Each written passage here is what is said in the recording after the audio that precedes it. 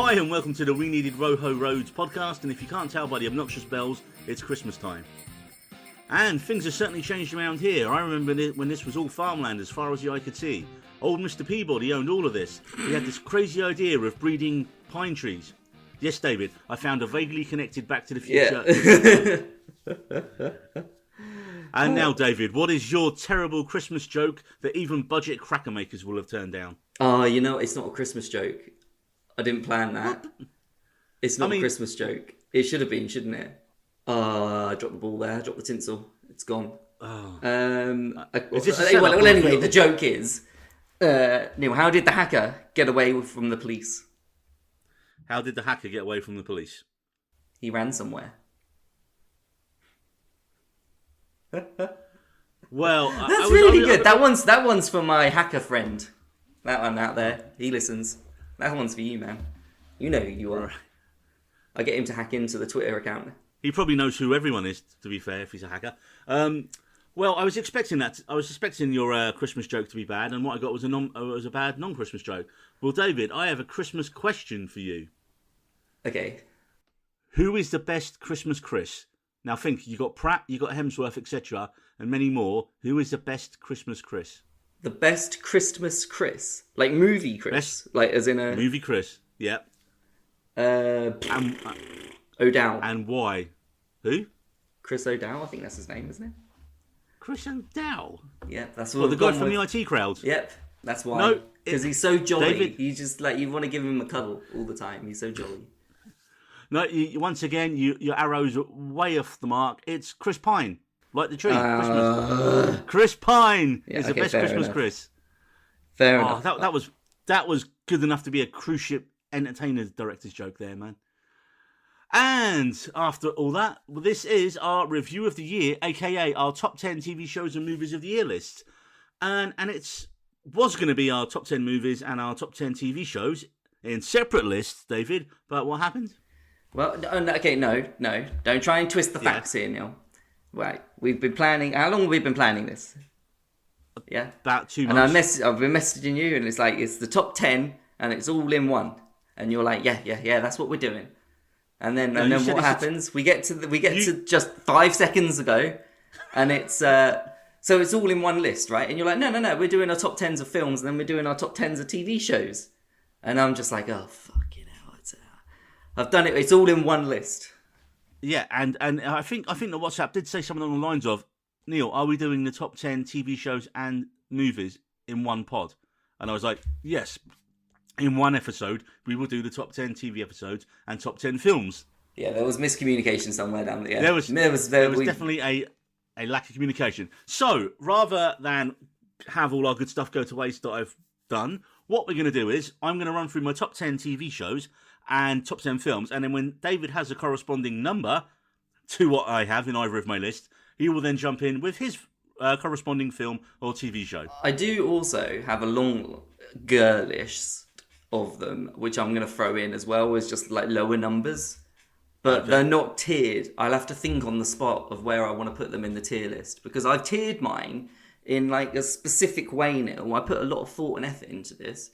Because I didn't just, it was difficult for me doing these top 10s because it's the whole entertainment versus, how much you actually enjoyed it versus is it a good film. And I've gone with with a mixture of entertainment and good film, but more pushing towards how much I actually enjoyed it as a film or TV show. I think we've established that on this pod, that any sort of top 10 list, it has to be personal enjoyment versus, oh, well, everyone else thinks that's a great film, therefore we should put it in there. And I think we've kind of shown from our previous lists that that's what we're kind of doing. Yeah. So, we're going to start with TV shows then. And, I'm going to start with my long list of TV shows. So these are shows that I did enjoy a lot, but they just missed out on my top 10. And first up, David, I've got Squid Game. Spoilers? Where we're going, there are nothing but spoilers. Yeah, that didn't make my top 10, but it would have if I'd have actually done a top 10 of so it's going to be there somewhere. I think it was quite eye-opening for a large majority of people who don't watch foreign TV movies, and I think it's a success is really quite a strange one for me, but Also, it did feel like a longer version of Battle Royale to me in places. I mean, there were numerous plot holes, and the VIPs were quite terrible in it. I mean, but bar those kind of main three things there, they're my only kind of criticisms of the show. And I think those things right there were what stopped it from getting into my top 10.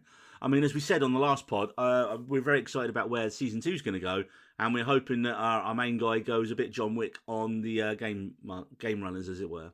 Yeah, I think like it's beautiful. The social commentary that's in it is so like stark and well done. Now we spoke about this on our last podcast with our boy Charlie, didn't we? So plug if you want to hear what we think more about that. It's a very good one, very good go one. listen to that one as well. Next up, I've got Line of Duty Season 6, the sixth and maybe final, as we're still waiting for Jim Curio to confirm. And this was like the biggest police drama in years in the UK.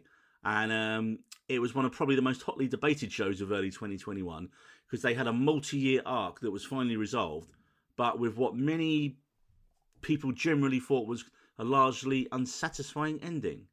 So, I mean, I wasn't one of these people who didn't like the ending. I thought it worked in the context of the show and I saw what they were trying to do. But I think ending it on a kind of a wet fart, again, stopped it from getting into my top shows, as it were.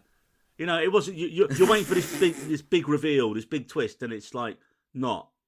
And you're like, oh, I get it. You know, like police corruption is just more mundane, and it was that hapless guy that all of but he was so useless. I haven't actually watched it, but I remember that's what you said. It was him. Yeah, I mean there'll be a spoiler warning at the start of the podcast, man. Wait, no, I had a 9. I had a number 9. Sorry, I had a number 9 that was on my list.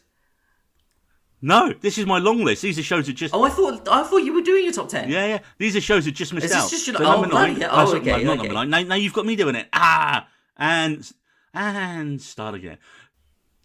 No. I swear you started saying it with number 10. Squid Game is not number 10. Line of Game. Duty is not in my top 10.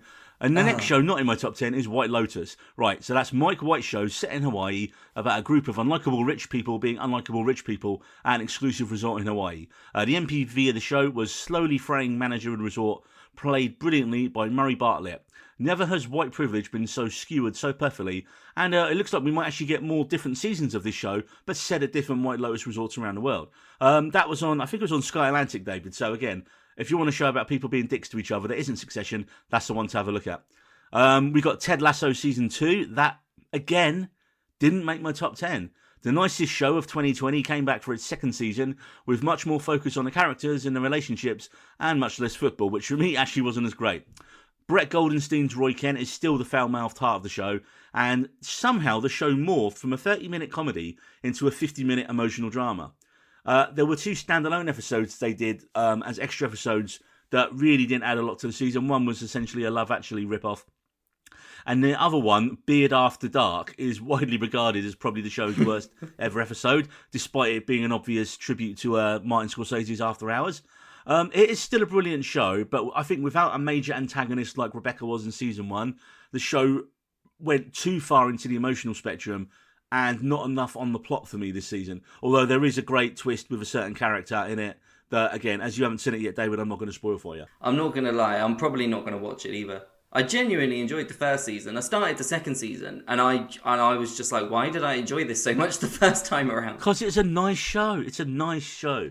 And everyone needed a nice show last year.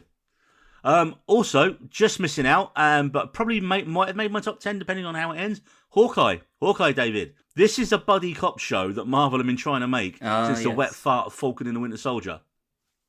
Right? Haley Steinfeld's excitable Hawkeye super... That's the second time you've used wet fart. Yeah, I'm just realising, well, you know, it is what it is, man. Falcon and the Winter Soldier... It's a wet fart, yeah. Falcon and the Winter Soldier was definitely one of these. It was pretty pants, yeah. Yeah, I mean, as we said months ago, it was its heart was in the right place. It's just execution wasn't done too well.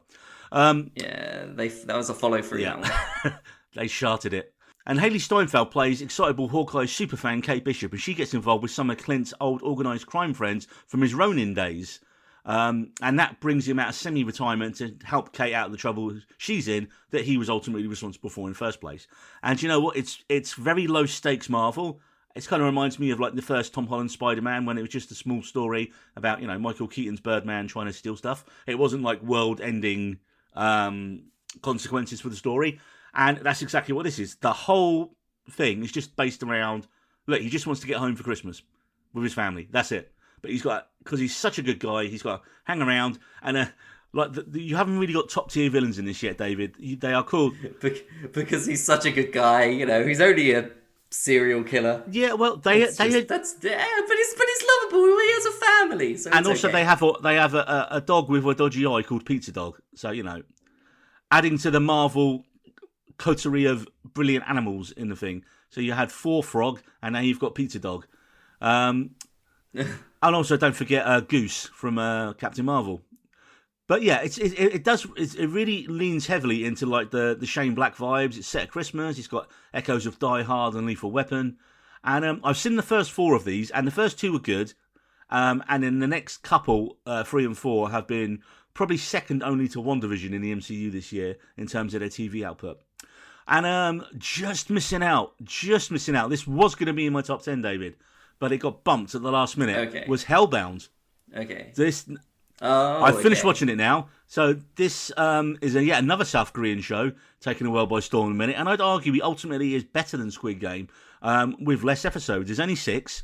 And it deals with visions appearing to people all over Korea, telling them they're going to die and their souls are bound for hell. I briefly mentioned the show on the last step, and it's a show of 2 parts, really, over 6 episodes. The first 3 deal with the rise of these occurrences and how society deals with them in its infancy, and then how this cult of the new truth begins to take hold over everyone in the government. The final 3 episodes, we have a time jump to where we see what has fully become of the new truth and how their religious zealotism is kind of a danger to everyone, and what would happen if someone who was completely innocent received this decree and were told they were going to die. Would that change the current status quo, or would the new truth try to hide, ironically, the truth? It's a really brilliant meditation on religious fear and has a lot in common with The Ring, The Leftovers and Midnight Mass. So it's only 6 episodes, David. I think you're going to like it when you get around to it. I was going to say, what you said earlier in a previous podcast, it sounds like The Ring, except without the phone call. Yeah. Just a giant floating head turns up and tells you you're going to hell in like whenever. But it's not always 7 days. It could be like, there's one where it's like, you're going to die in 30 seconds. And like the guy's like, what? And there's another one where it's like over years and things like that. So it's very good, man. I mean, it's not obviously not as talky as Midnight Mass, but what was this year? Right, so I think I'm on to my number 10. Do you have a number 10 TV show, David? Or was it a film? Okay. No, I don't. But I'm gonna throw one that I'm gonna think of off the top of my head that didn't make my list, and I'm gonna put WandaVision in there. WandaVision didn't make your list? Okay. No. Well, because I was doing a top 10 of everything. Okay. So I had movies and... It would have probably made my top 10 list if I hadn't... got the assignment wrong. Done it. Yeah, well, if I was told correctly in the first place, it would have been in there somewhere. Okay. But maybe not in the order. But anyway, yeah, WandaVision, that was a lovely show, except for the first 2 episodes. Where I had no problem with any of it and thought it was all really good and got better as it went on. So my number 10, David, is Mythic Quest Season 2 on Apple+. Have you seen any of Mythic Quest yet? You've been banging on about that for ages, man. You've been banging. Yeah, you keep saying it's really good, and I keep not watching it. For no reason. Yeah, really. And you've got Apple Plus, right? Because you watched Ted Lasso, so just get it again, man. So, my number 10, Mythic Quest, made by Rob McElhenney, Megan Gantz, and Charlie Day. Now, the second season of their comedy about a game developers company who make an online MMORPG called Mythic Quest. Now, season 1 dealt with the power clash between McElhenney's Ian, pronounced Iron, because he's a dick, and Charlotte Nichol's lead programmer, Poppy Lee. And she's the person who has to actually create all of his crazy ideas. Now, prior to Season 2 official, we had 2 special episodes done during the height of the pandemic. The first one, Quarantine, was literally done through Zoom and really hammered home what life was like for many people last year. I mean, you think how many people and shows tried doing a quarantine episode and they just weren't very well done. Whereas Mythic Quest just absolutely nailed it. There was all the stuff with people interrupting Zoom calls, not knowing how filters work, playing games and all this kind of stuff. And did you see that one of that US senator that was a cat or something? Yeah, they did this. They do that in Mythic Quest. They literally reference it, man, in the show. Oh, that was so funny. But it had a really surprising and touching ending, while still being really sharp. Next up as well, they had another special called Everlight, which featured the cast coming back to the work after the pandemic, and they kind of deal with getting back to normal in that. And so they have a LARPer party, and it's got a voiceover from Anthony Hopkins himself. And of course, next time we're in the same place and space, David, anytime someone yells the word fireball, duck. I mean, to be fair, that's generally good advice anyway, really. If someone yells fireball. Well, fireball's D&D, so yeah, you're fucked if you get a fireball. Well, it's a tennis ball and it hits her right in the face repeatedly because she keeps going and yelling fireball and trying to throw this ball at someone, and she gets taken out every time because she's just not fast enough. But season 2 progressed with Ian and Poppy taking over their own expansions rather than working together like they're supposed to. You've got Brad, played by Danny Pudi from Community, so it's Abed playing he's the money guy at the company, and he's a bit of a scumbag. And then, of course, to make him a bit more likeable, we'll be bringing his even more of a scumbag brother. You've got the 2 game testers, Rachel and Dana, and their relationship's coming along nicely with a few bumps in the road. There's a character called David. Is he the best character? I mean, he'd think he is, but... oh, he is. All right. He's the best. Is he? He's handsome. Have you seen it? He's a good-looking man. You've seen It's Always Sunny in Philadelphia, right? A few episodes. Yeah. You know the homeless guy, Rickety Cricket. Not off the top Right. of my Well, head, no. that's him. They're the actor who plays him. Oh, okay. But to be fair, he's one of the producers of It's Sunny, and he's a producer of this show. But he's kind of like the guy who's having to actually manage it all and deals directly with the head office. But everyone just ignores him, and he's a bit of a wimp. He's got a monstrous assistant, this young girl called Jo, who's just like basically a psychopath. And in season 2, she turns even further to the dark side and becomes Brad's assistant instead. Also, you've got a guy called CW, who's like the old sci-fi writer who writes the storylines for the games. He's like a Mercury award-winning, Saturn award-winning sci-fi writer who'd written one book that was a hit, and he is played by F. Murray Abraham, like the Oscar winner for Amadeus Man. You recognise him when you see him, but because of his age, obviously, he spent most of the season just phoning in from Zoom due to his age and obviously COVID concerns. But once again, this show, just like in season 1, it did a couple of standalone episodes that were a 2-parter, and they delved into the writer's backstory and how he become an award-winning writer and why his career never took off as it should have afterwards. And once again, they brought in 3 brand new actors, like obviously new younger actors to play the younger versions. Josh Brenner, Michael Cassidy, and Shelley Hennig as the young CW, Peter Cromwell, and A.E. Goldsmith. And just like season 1's episode, they did a standalone one called A Quiet Dark Death. And it was just brilliant TV, man, and not enough people saw it. I mean, Mythic Quest at its peak and episodes like that, it competes with any of the best shows out there. But the good news is as well, it has been renewed for a 3rd and 4th series. So you just got the 20 episodes to catch up on now, David. That's a lot when there's a whole other list of shit that you're asking me to do as well. Yeah. And yeah. Anyway, sorry. What was you? I was going to say, what is your number 9? Because apparently your number 9 is number 9 is a TV show as well, but I'm going to bump it up to number 8 to mention my TV show that just came to the top of my head now from Apple TV Plus, which was Cools. Cools. Oh, do you remember no. Cools? I was telling you about Cools really early on. Did you? You never watched it, did you? I genuinely really enjoyed Calls. It was like Black Mirror, but they were all phone calls. But without any video. Because I have an attention span of like 10 minutes and they were all like 10, 15 minute long episodes. It was brilliant. You could just throw it on. Like I was like you got something in the oven that's going to take, like 20 minutes. You just throw on Calls. And it was genuinely really engrossing, and some of it was so emotional, and the voice acting on it was so on point. It was beautiful. It's on Apple TV Plus, Neil. It'll take literally, you could watch the whole thing in probably 2 hours. Definitely worth it. Brilliant show. Can't believe that made your top 10 TV shows, man. That's... Yeah, because it came to the top of my, right there, and whatever number 9 is has gone up one. But I genuinely loved it, and if we're making a top 10 of something that we enjoyed, properly enjoyed, then 100% Calls was there for me. I loved it. Even all the wiggly little lines on the screen. Yeah, great. So one of your favourite TV shows is basically a radio play or a live podcast.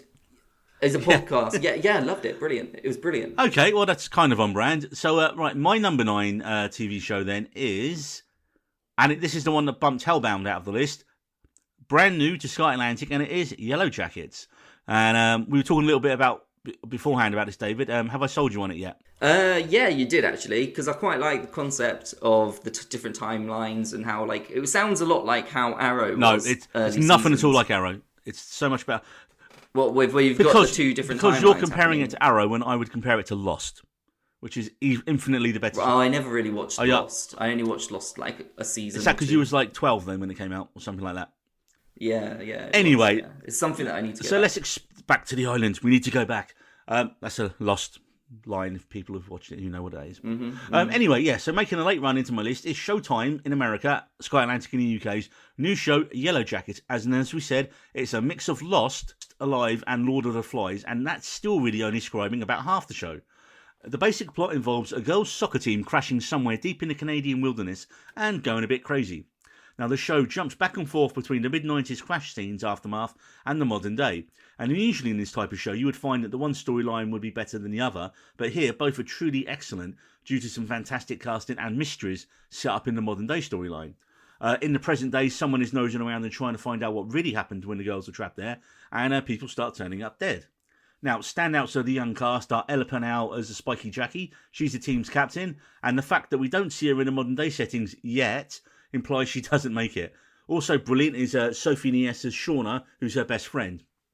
And you got the really memorable Sammy Hanratty as the team's resident weirdo Misty. I'm not even sure what her job is, David. I think she's like the assistant coach manager or something like that. I think she's like the girl they have to just do admin and somehow ended up as part of the team. And she's a weirdo. Proper weird. Okay. Yeah, you take her on trips, don't you? Like they turn up to match days. Okay, so that's where you go. But the next master stroke of the casting is all the iconic 90s teen actresses at the time playing older versions of themselves now. And the casting's brilliant. You've got Kiwi actress Melanie Linsky, who you will know when you see her, David, yet you won't remember what she's been in before. But she made her name as a murderous teenager in Peter Jackson's oft-forgotten Heavenly Creatures alongside her just starting out Kate Winslet. And she plays the older version of Shauna quite brilliantly. She's all like frustrated suburban soccer mum. Oh, that's funny because, she was a soccer player. Didn't even think of that when I wrote that out. But yeah, she's like suburban soccer mum with a very, very, very dark edge, as we quickly see in a couple of early scenes. You got Juliette Lewis, who plays the older version of Natalie. And she's like, she was like the one who was smoking weed and like doing drugs and drinking all the time. She's like the burnout. And of course, she's just Juliette Lewis, who just plays her to perfection. She's all drinking, snarls and rehab. Perfect casting for this character. And of course, the one that surprised me the most, 90s child star Christina Ricci, is almost unrecognisable as the grown-up and even more deranged version of the team's resident weirdo Misty. And do you know, mate, it was 2-3 episodes in that I finally twigged that Misty was Christina Ricci, because I kept seeing her name on the credits with the and I was like, when's she going to turn up in it? And then I googled the show and I was like, wait, yeah, she inhabits the character that she's been in it the whole time. She was dead the whole time. No, she was a ghost the whole time. No, I was just watching. I was like, she's that good. I couldn't see past the character, so that was really good, man. The show does cast a massively wide net in terms of its scope. Some scenes are like teen drama, others are like something out of Saw. Then you got suddenly something like a prestige drama. Something out of Saw. Yeah, there's violence. There's a few bits of ultra violence. What, like torture porn? Well, there's a few like montages of like bad shit happening near the start. So you know it's coming at some point in the 90s stuff, I'm assuming. Right. Okay. Yeah, man. And then it will go from a scene like that to, like suburban housewife drama like Big Little Lies. But also, still done really well. The tone of the show is all over the place.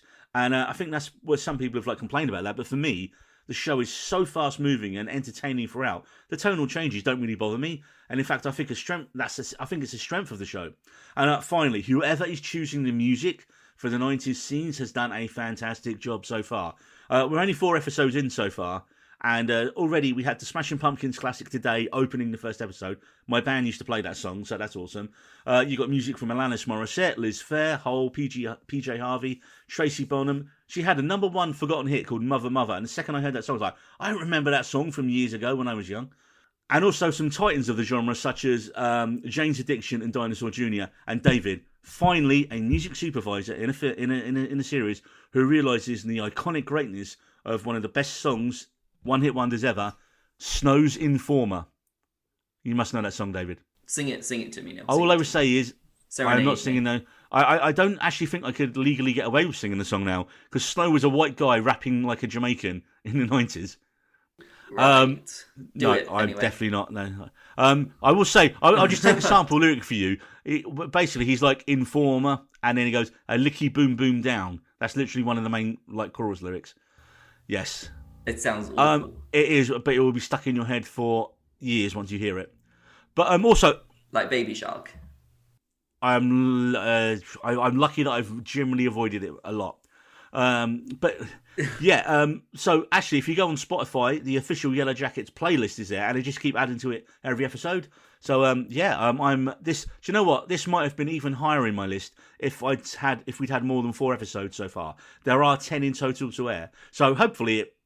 What if it completely drops the ball? Well, that's why it's at number 9. You're only 4 episodes Yeah, that's in, what. But man. You got to get to. What if you get to like the 6th episode and it's shit? then I'll be like, well, he dropped the ball, and it should have Hellbound should have been in my list instead.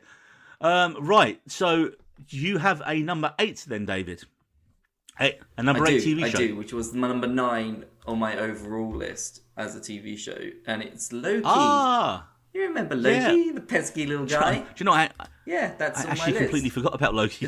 Oh yeah, no, I liked Loki because I think one of the biggest problems that the MCU has for me at the moment, especially with these TV shows, is, and you touched upon it with Hawkeye, is that the stakes. You can't go from having universe-ending stakes with Thanos, and then go to there's just a couple of terrorists in Falcon and the Winter Soldier.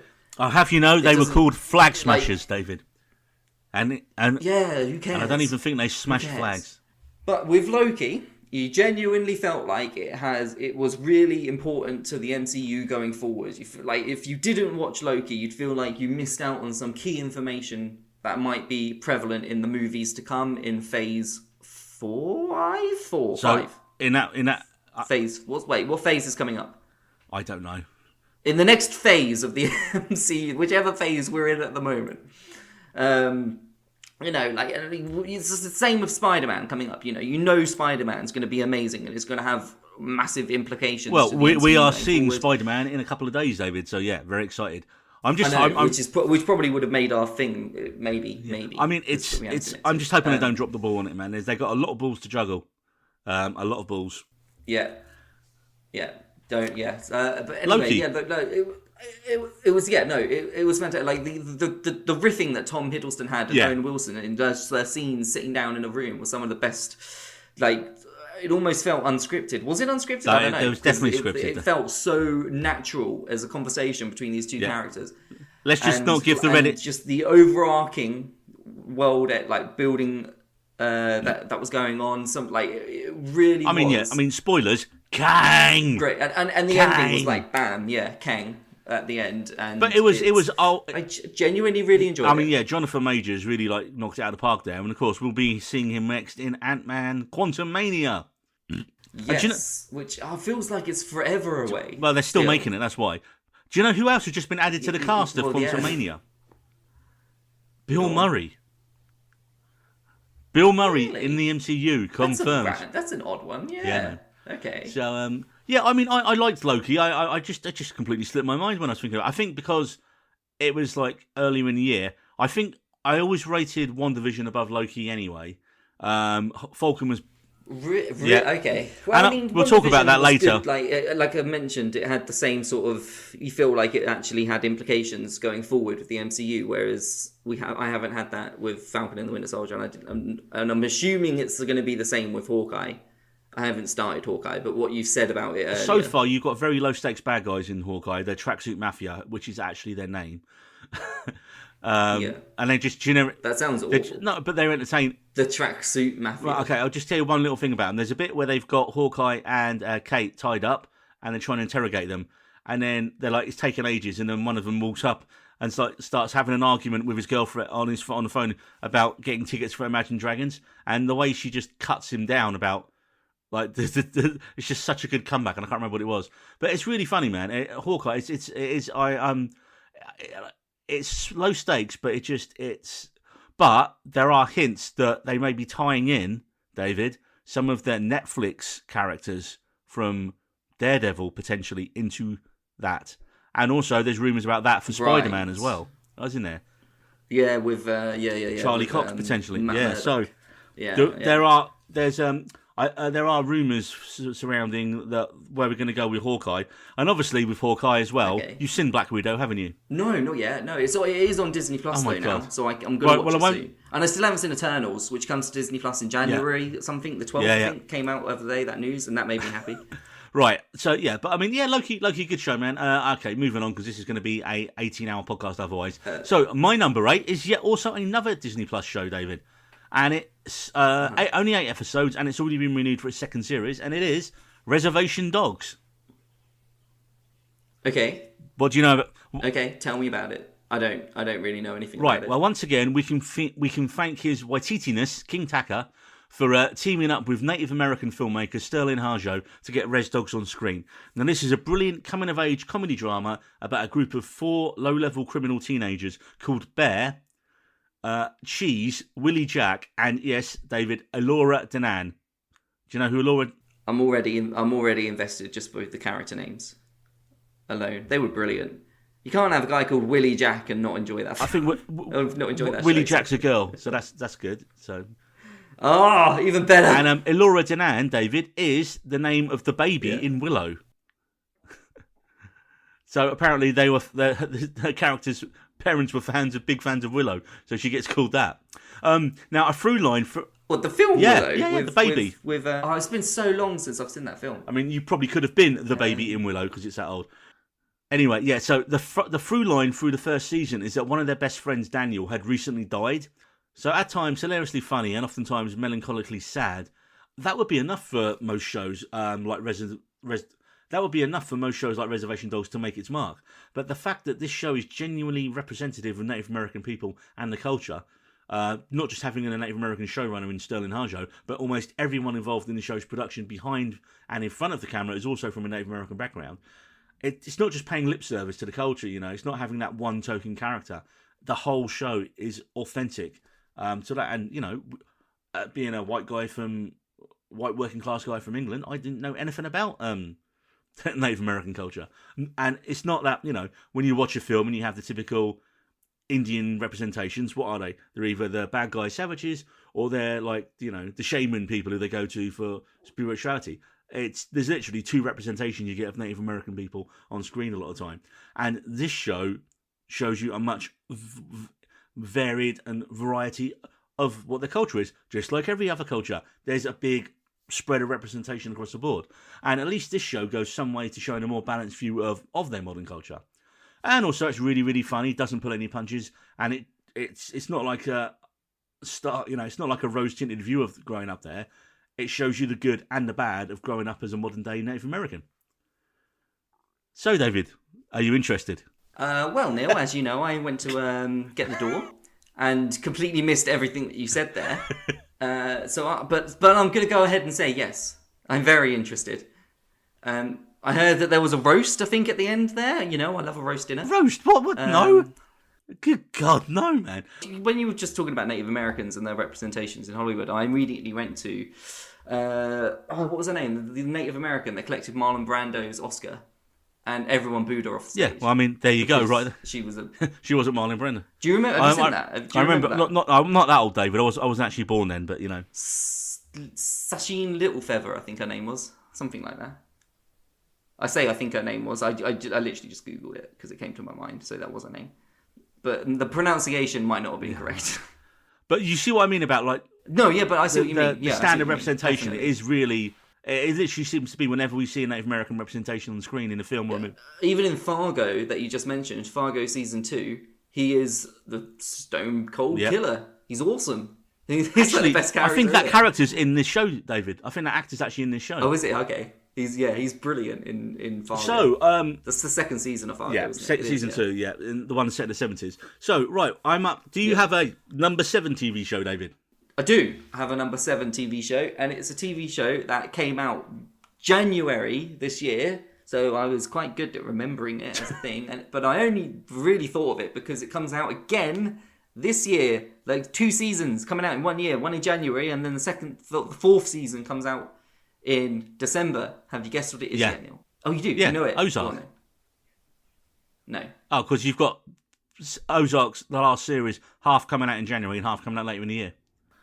It's Cobra Kai. Oh, yes, of course, Cobra Kai. Cobra Kai. Yeah. Yeah, Cobra Kai season 3 came out in... the thing that I love most about Cobra Kai is that these actors, 30 years later, are still willing to come back and do like this sort of fan service TV show. And I love it. I love how cheesy it is. I love how, like, you get properly built. It's like a boxing fight. How it builds up the tension and the rivalries over the course of the whole season. And then you're like, bam, who's going to win this, like, little karate fight that's going to go on at the end of it? And you genuinely feel like the stakes are high when, in reality, there's no stakes at all. You know, it's a high school drama. Was it the season 2 finale with that ridiculous fight scene that went on for about half the running time and in the high school? Yeah. And and Miguel gets kicked off the steps and breaks his back or whatever happens. It's good. And then Miguel's like little fight back with a little, like, you know. It's brilliant. And then when Johnny's trying to get him back in shape, and he just keeps like making him fall on the floor. So, but what? Johnny as a character, the best one, hands down. Hands down. Yeah, like why he wasn't just the main character of Karate Kid, or just like, you know, like how it took so long to people to be like, Johnny, he's the money. Johnny's where the money's at. Fuck Daniel LaRusso. It's all about Johnny. Yeah, it's brilliant. Like and at the end of the season, you know, spoilers, where they like join forces and they're going to teach together. And then the trailer that came out for season 4 just now, where they're like merging the styles. Terry Silver coming back. Season 4 is essentially Cobra Kai Tag Team Edition, isn't it? It's Johnny and Daniel versus Kreese and what's John Silver's character? Terry Silver, I think. Yeah. So I mean that's and he still looks fucking badass. Terry in the third Karate Kid, I think it was the third one. He was like, you know, this massive bloke, and he was about the same. He was the same age as Daniel LaRusso. He was like dwarfed in comparison to him. You know, this massive dude, and he's still got that like presence to him when he's standing next to Kreese. He still looks like a fucking badass. Well, what I like about it as well, man, is that it's fan service done right. Like the tone shouldn't work, and it's one thing that show's done that I've never seen any other show do, is perfectly intercut scenes from the original movie it's based on into a TV show and have it work. No show's done that. So yeah. It is so. If you're a fan of Karate Kid, or you watched it as a kid, Cobra Kai is just as good. If you know what, I prefer Cobra Kai to the maybe not. Actually, it's right up there with the original Karate Kid. David, I was actually going to say on that point. I wasn't that big a fan of the original Karate Kid. I think I only saw the first one. Didn't bother with the sequels, and I love the show. So I'd say even if you're not a fan of the originals. And all you know basically is that Daniel wins with the kick at the end of the first film, and I forgot all about the stuff, and the show reminds you and does it well with the flashbacks from the films that Johnny was actually being like basically abused by Kreese anyway. I didn't know any of that. I just thought, Johnny's the bad guy. I didn't know any of that, or I've forgotten it all. So yes, because even before Cobra Kai was a thing, there was sort of a fan theory that Johnny's actually the good guy and Daniel's the dick. This is before, like I said, before season 1 of Cobra Kai, and because it's all about how Daniel's treating Johnny throughout. You know, Johnny's just it's turns always up, Daniel steals his girlfriend, that initiates the violence. Yeah, it was always Daniel that started the fight.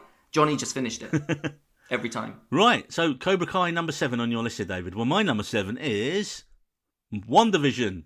1 season, no more need. One more season. What's that? I still.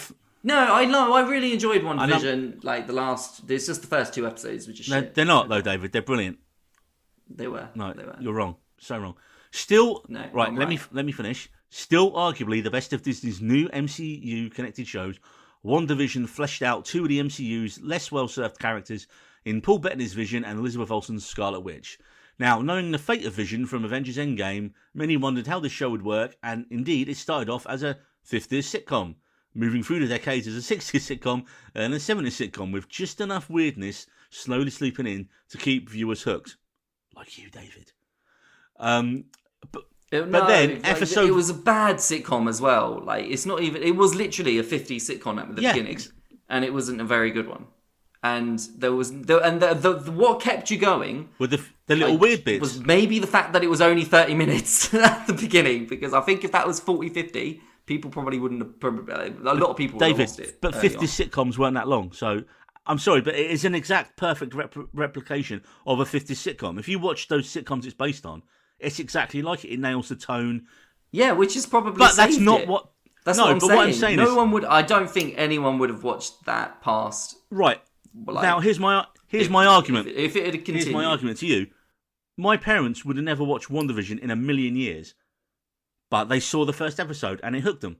Then they watched the second one. Oh yeah, that's that decade. And then because the show had done a good enough job with the genre stuff that they remembered in those 50s, 60s. Yeah, but your parents aren't the audience. You can't say that. You can't say that. Marvel stuff should appeal to a wider sort. I mean, Marvel, it should appeal to everyone. So You're there you right, go. But is it the audience that is it their target audience? Doesn't matter if it's target audience. You've got people who normally won't watch. You've got people who won't not watch a show about that kind of stuff, watching it, and they watched it all the way through and they loved it.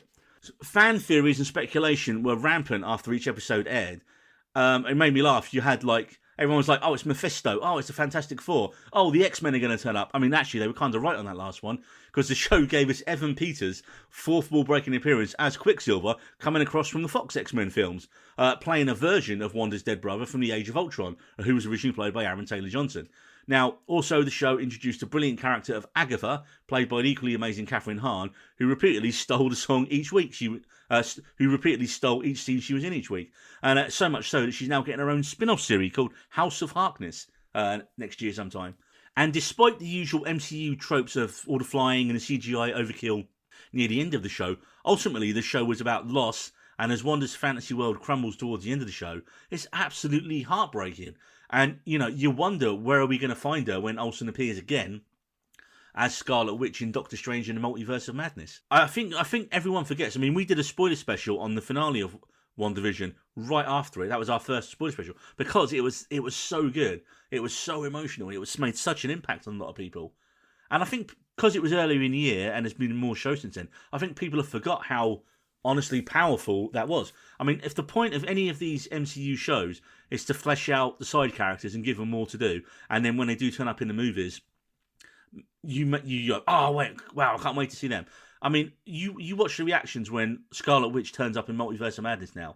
People are going to be like, yeah, whereas before they were like, oh, bothered. So, and the same with Bettany's Vision. You're like, oh, I mean, talk about lucking into a role there. He was a voiceover, and now he's, he's had his own spin-off show. But yeah, for me, WandaVision, best show, followed by Loki, which I completely forgot about. Then Hawkeye, which potentially could go above Loki, depending on how it goes, because there are some big things that could happen in Hawkeye that have big consequences for the MCU going forward. But first of all, you need to watch Black Widow. You need to watch Black Widow first, David, and then I can tell you about stuff that's happened in Hawkeye. Or you could just watch Hawkeye as well. Okay, so my number 6 TV show is Feel Good Season 2. So on Netflix, there's 6 episodes, and it's a second and final series. Now, this was a 30-minute comedy drama from Mae Martin with a show based vaguely on her earlier life as a stand-up comedian and recovering addict. In Season 1, she began dating previously straight girl George, played by Charlotte Ritchie, and the show followed their budding relationship until Mae's past kind of reasserts itself and she spectacularly falls off the wagon towards the end of Season 1. Season 2 sees her starting back in rehab in Canada with an awards-worthy performance by Lisa Kudrow playing the most passive-aggressive mother ever. George tries to make sense of her life without Mae in it. She rebounds with a complete numpty, idiot, woke guy, which is really hilarious, and throwing herself into empty causes. And you know that Season 2 is going to be the journey of how they will get back together. But it does also ask the question, actually, should they? Because are they actually going to be good together? At times, it's not an easy watch with all the real hard-hitting stuff to do with addiction and abuse. And they deal with it fairly head-on. But what makes the show work is it's probably one of the most convincing relationships that you see between Mae and George of the year. The sterling support from the rest of the cast. And yeah, I think it's probably one of the best on-screen relationships I've seen this year. I honestly think Charlotte Ritchie is very underrated. She also plays a roommate in another show I mentioned called Dead Pixels. And again, she's just brilliant in that. She's plays like the straight woman in that, ironically, because, we have this show now. But that's the one where she lives in a house of gamers and is the one non-gamer. And goes and has a regular job and keeps telling them to. Yeah, it's decent. Oh, that's all on Netflix as well now. One thing I'll say about Feel Good, it does the opposite of make you feel good. But it's quite depressing. Did you watch all of that it? show. Anyway, it's definitely not TV a show? film to watch God, with no. your grandparents. Or definitely not a TV show, sorry, to watch with your grandparents or your parents. Or children. Children shouldn't. Just you and your partner. Children It's shouldn't be good for you watching and that your show in the partner. first place, David. I'd be worried. Well, if they're like 15 or 16, like don't watch it with them. So my number 5 is What We Do in the Shadows Season 3. We have Season 4 confirmed, and it's all available on the iPlayer right now, David. So why haven't you watched it? Yeah, the TV. What We Do in the series, 'cause Shadows? You just recently watched the film. Oh, okay. I just recently, No, I've just recently watched the film for the first time. So I probably, I probably will watch. Because there's only like 6 or 7 episodes a season. 3 seasons, and I think I really enjoyed the film. I thought the film was so like it's funny, but in such a like subtle way. It was genuinely really good. And Taika Waititi is quite hit and miss for me. I love, and especially as an actor, especially more so than a director.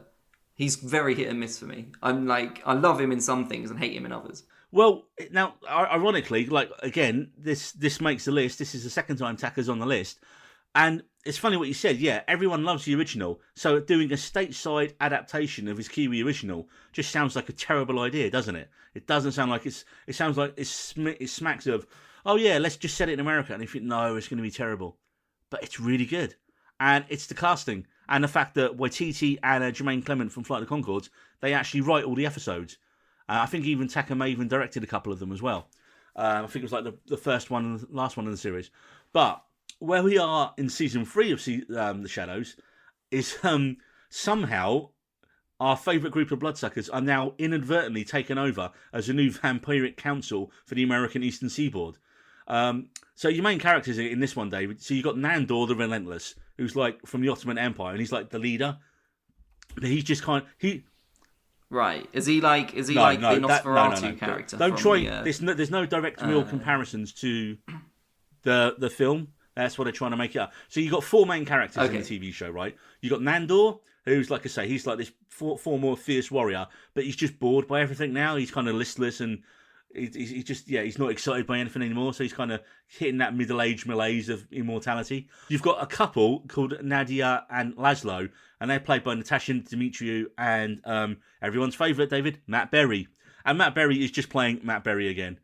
And that's how you make What We Do in the Shadows better. You add Matt Berry. Matt Berry can play Matt Berry his entire life. Matt Berry, all his stuff is just do with drinking and sex again in the thing. But then they've got an energy vat. He's like Matt Berry's like a less popular Ryan Reynolds. He just sort of plays but everyone himself generally everywhere loves it. But then, which was a new addition from what they didn't have in the film, they have a roommate called Colin Robinson who looks like he stepped in from The Office, and he plays an energy vampire. And his thing is that he basically just talks to people and bores them to death. He doesn't bore them, but he sucks their life essence out of them by just being really boring. And you got a young kid called Gamero who Nandor keeps promising to promote from a familiar to actually making him a vampire. So he's like their little slave boy who runs around during the day and like does all their tasks for them. But I think with season 3, you definitely feel like COVID reduced the scope of the season a little bit. A lot of it is just the cast splitting off into pairs for most of the episodes. But, I mean, when you've got such a great cast and actors, it's still comedy gold. I mean, this season, we find Nando, like I said, you find him growing weary of eternal life. So he, goes to a wellness centre. He starts going to the gym. All this kind of stuff. It's a vampire. It's brilliant. Nadia really takes like a duck to water running around. Nadia really takes to, running the Vampire Council and just realising, oh shit, she's out of her depth. You get Kristen Schaal from Flight of the Conchords coming into it as the guide from the Vampire Council, who's trying to show them what they're supposed to be doing. You get some great pairings of Laszlo and Colin Robinson for quite a few episodes, and that has a brilliant payoff towards the end of the season. And Glamero is probably one of the best characters because he's gone from this snivelling little slave boy who just wants to become a vampire. And there's quite a few revelations about his backstory you find out in the end of season 1 and start of season 2. So he actually gets upgraded from familiar to official vampire bodyguard. And as the season goes on, you can kind of see him being a bit more manipulative. And indeed, his machinations are a delight to behold, man. He really starts, he kind of starts taking charge of them in the way without them realising he's doing it. throughout the season, you've got highlights like an episode where they go to Vegas and they get trapped in a hotel because they lose their ancestral soil, which means they can't sleep and they begin to get very weak. This means Gomero has to go off on a European tour to get soil from their homelands. You've got the Sire. Now, the Sire is a bit like the Master from the original one. So he's like the super old vampire who they had down in the basement. So in the TV show version, it's the Sire. You've got an episode where there's a siren called Sheila on an island. And the season ends with all the main characters in a very, very different place from where they started the season. And yeah, like I said, I can't wait for season 4 of it. Just get on it, David. If you like the show, if you like the movie, you will love the show. Also, there's another little Matt Berry joke in it where one episode he's starting to play the piano and he's playing the Toast of London theme on it. And then he continues playing and it goes into the theme song of the show. So that was a brilliant little touch. Oh, speaking of, his new show, Toast of Tinseltown, comes to BBC Two January 4th. So if you're a fan of Matt Berry and his Toast of London, the new series, Toast in Tinseltown, BBC Two, January 4th. Yes, can't wait. So, do you have a number 4 show, David? Or do you want to talk more about what we do in Shadow? I do have a number 4 show. It is. It's a show that's like, it's different to every other show and probably every other show that you're going to have in that it's like not scripted, or at least, well, it is scripted, but not to the point where... It's Clarkson's Farm. It's Clarkson's Farm. I guess so. I thought you didn't give me a chance. I was going to say, if it's Love Island, David, you're off the podcast. Can you imagine? No. Clarkson's Farm, Neil. Clarkson's Farm. It's and RuPaul isn't on the list. Just before you have a go at me. Why would I, David? Why would I? I thought you were going to say I'm a celebrity.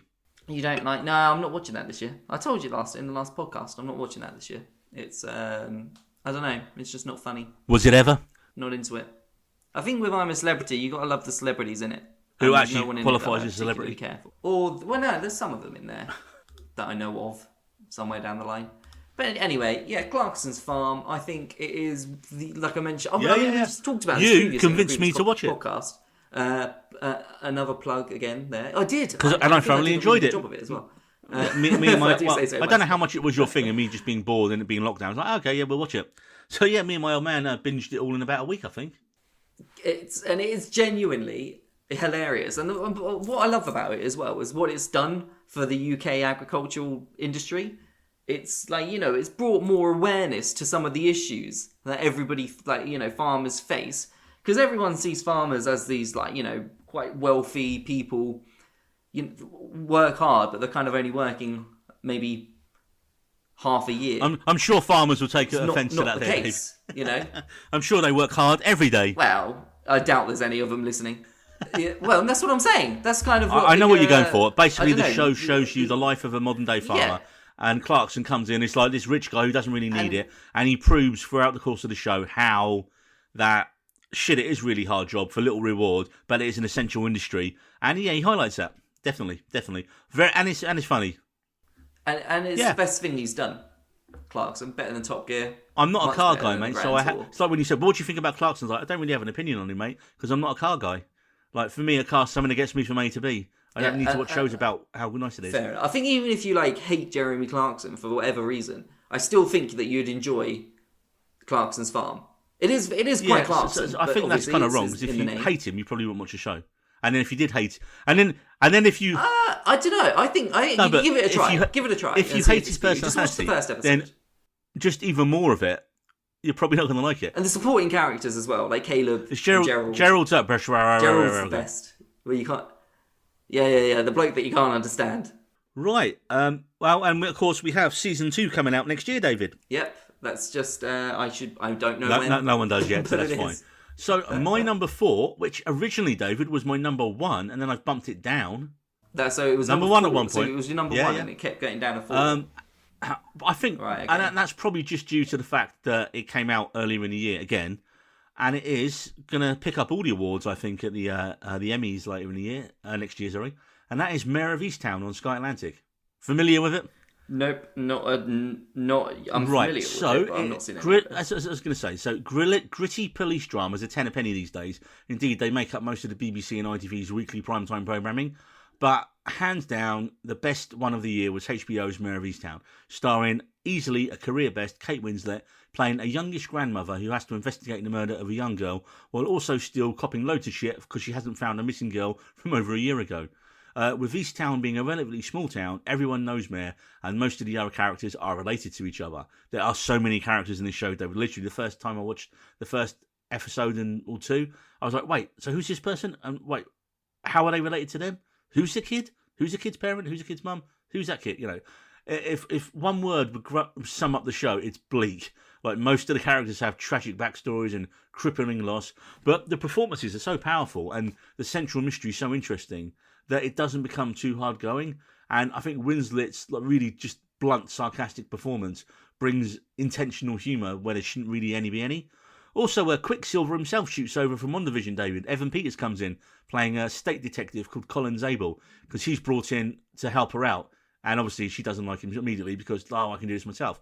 Guy Pearce turns up in town as a failed writer / college professor, and there's so many red herrings throughout the show that you're constantly going, I wonder if it's him. I wonder if it's her. Oh, could it be them? Oh, they're the murderer. No, it can't be them. It's too obvious. And it's one of those shows, and it's never predictable at all. And what's great about this performance by Winslet is she really could be seen as dislikable in places. And she even breaks the law herself in places for what she perceives as a greater good.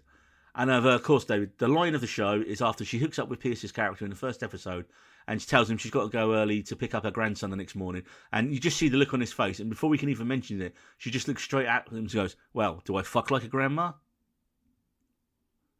And that's the kind of level of comedy in it, man. It's a very good show. And again, I know they really want a second series, but I don't see how they could do one. Because the main story is all so tied into the characters' backgrounds and history, and once you've resolved all that, there isn't really anywhere for the story to go.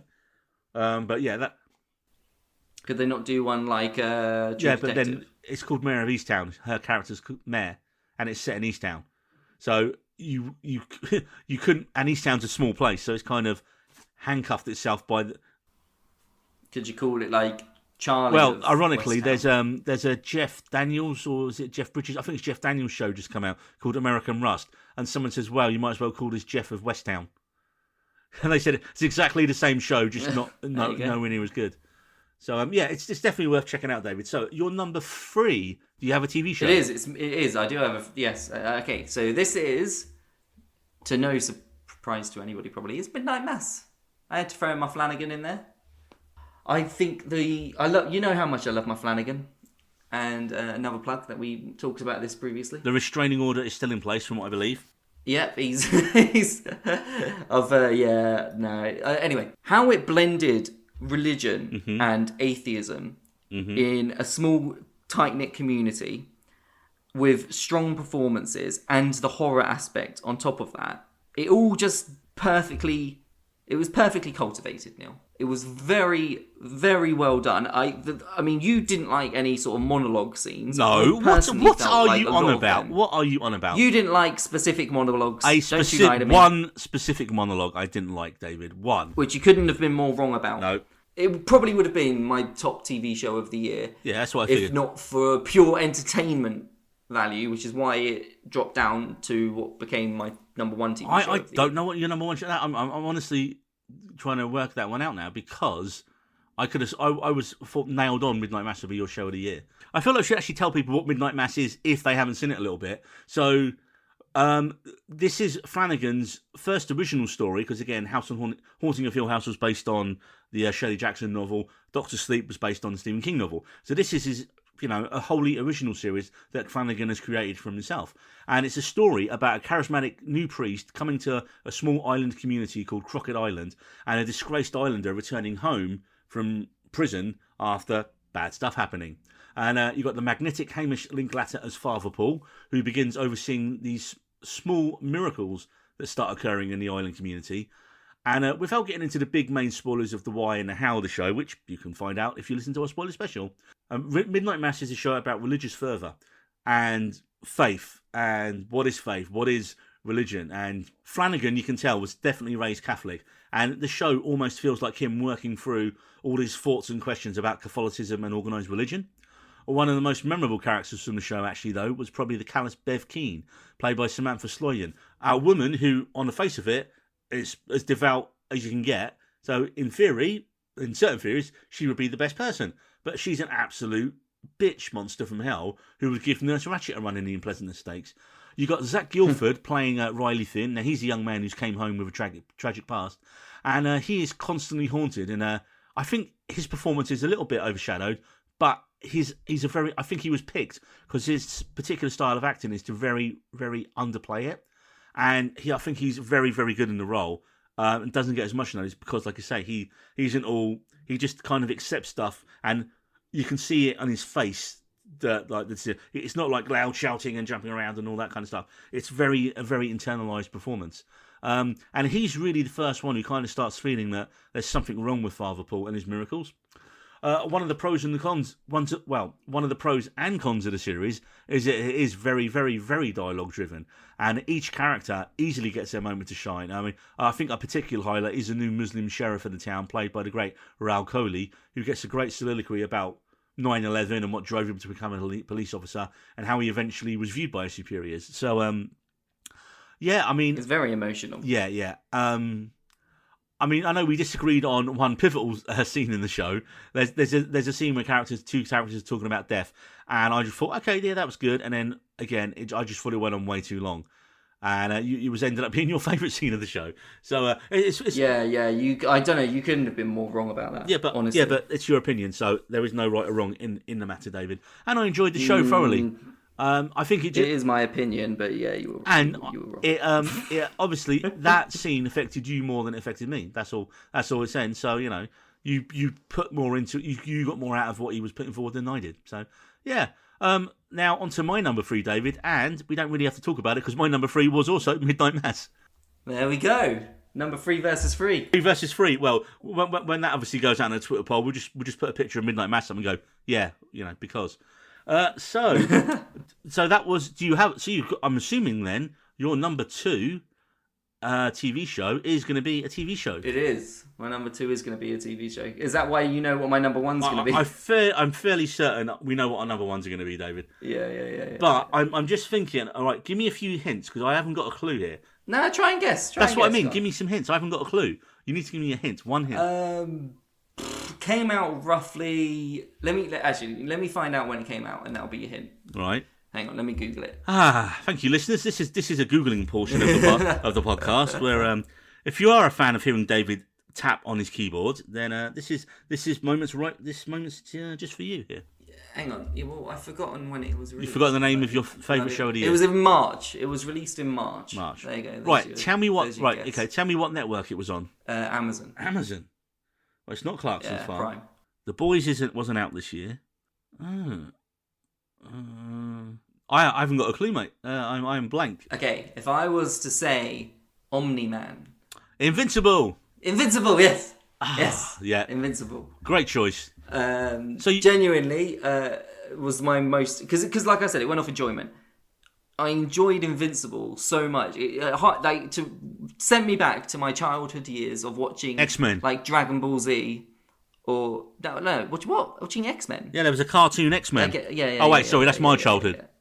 I was more watching Dragon Ball Z, and just being like, just animation in general, anime for Dragon Ball Z, and the sheer brutality that's on show in Invincible. I would just say the train sequence in the last episode. Holy shit, man! You cannot do that live action. It's 100%. So it is on Prime Video. It is the story of Mark Grayson, who is the son of Nolan Grayson, who also known as Omni-Man. Omni-Man is essentially Superman. He's not essentially Superman. Is he essentially Superman? Yeah. Kind of. Yeah. So he is basically the most powerful superhero in this world of superheroes. Mm-hmm. Mark, as his son, going through puberty, develops his own superhero superhero powers, and it's basically a sort of coming of age storyline of him coming into his own, fighting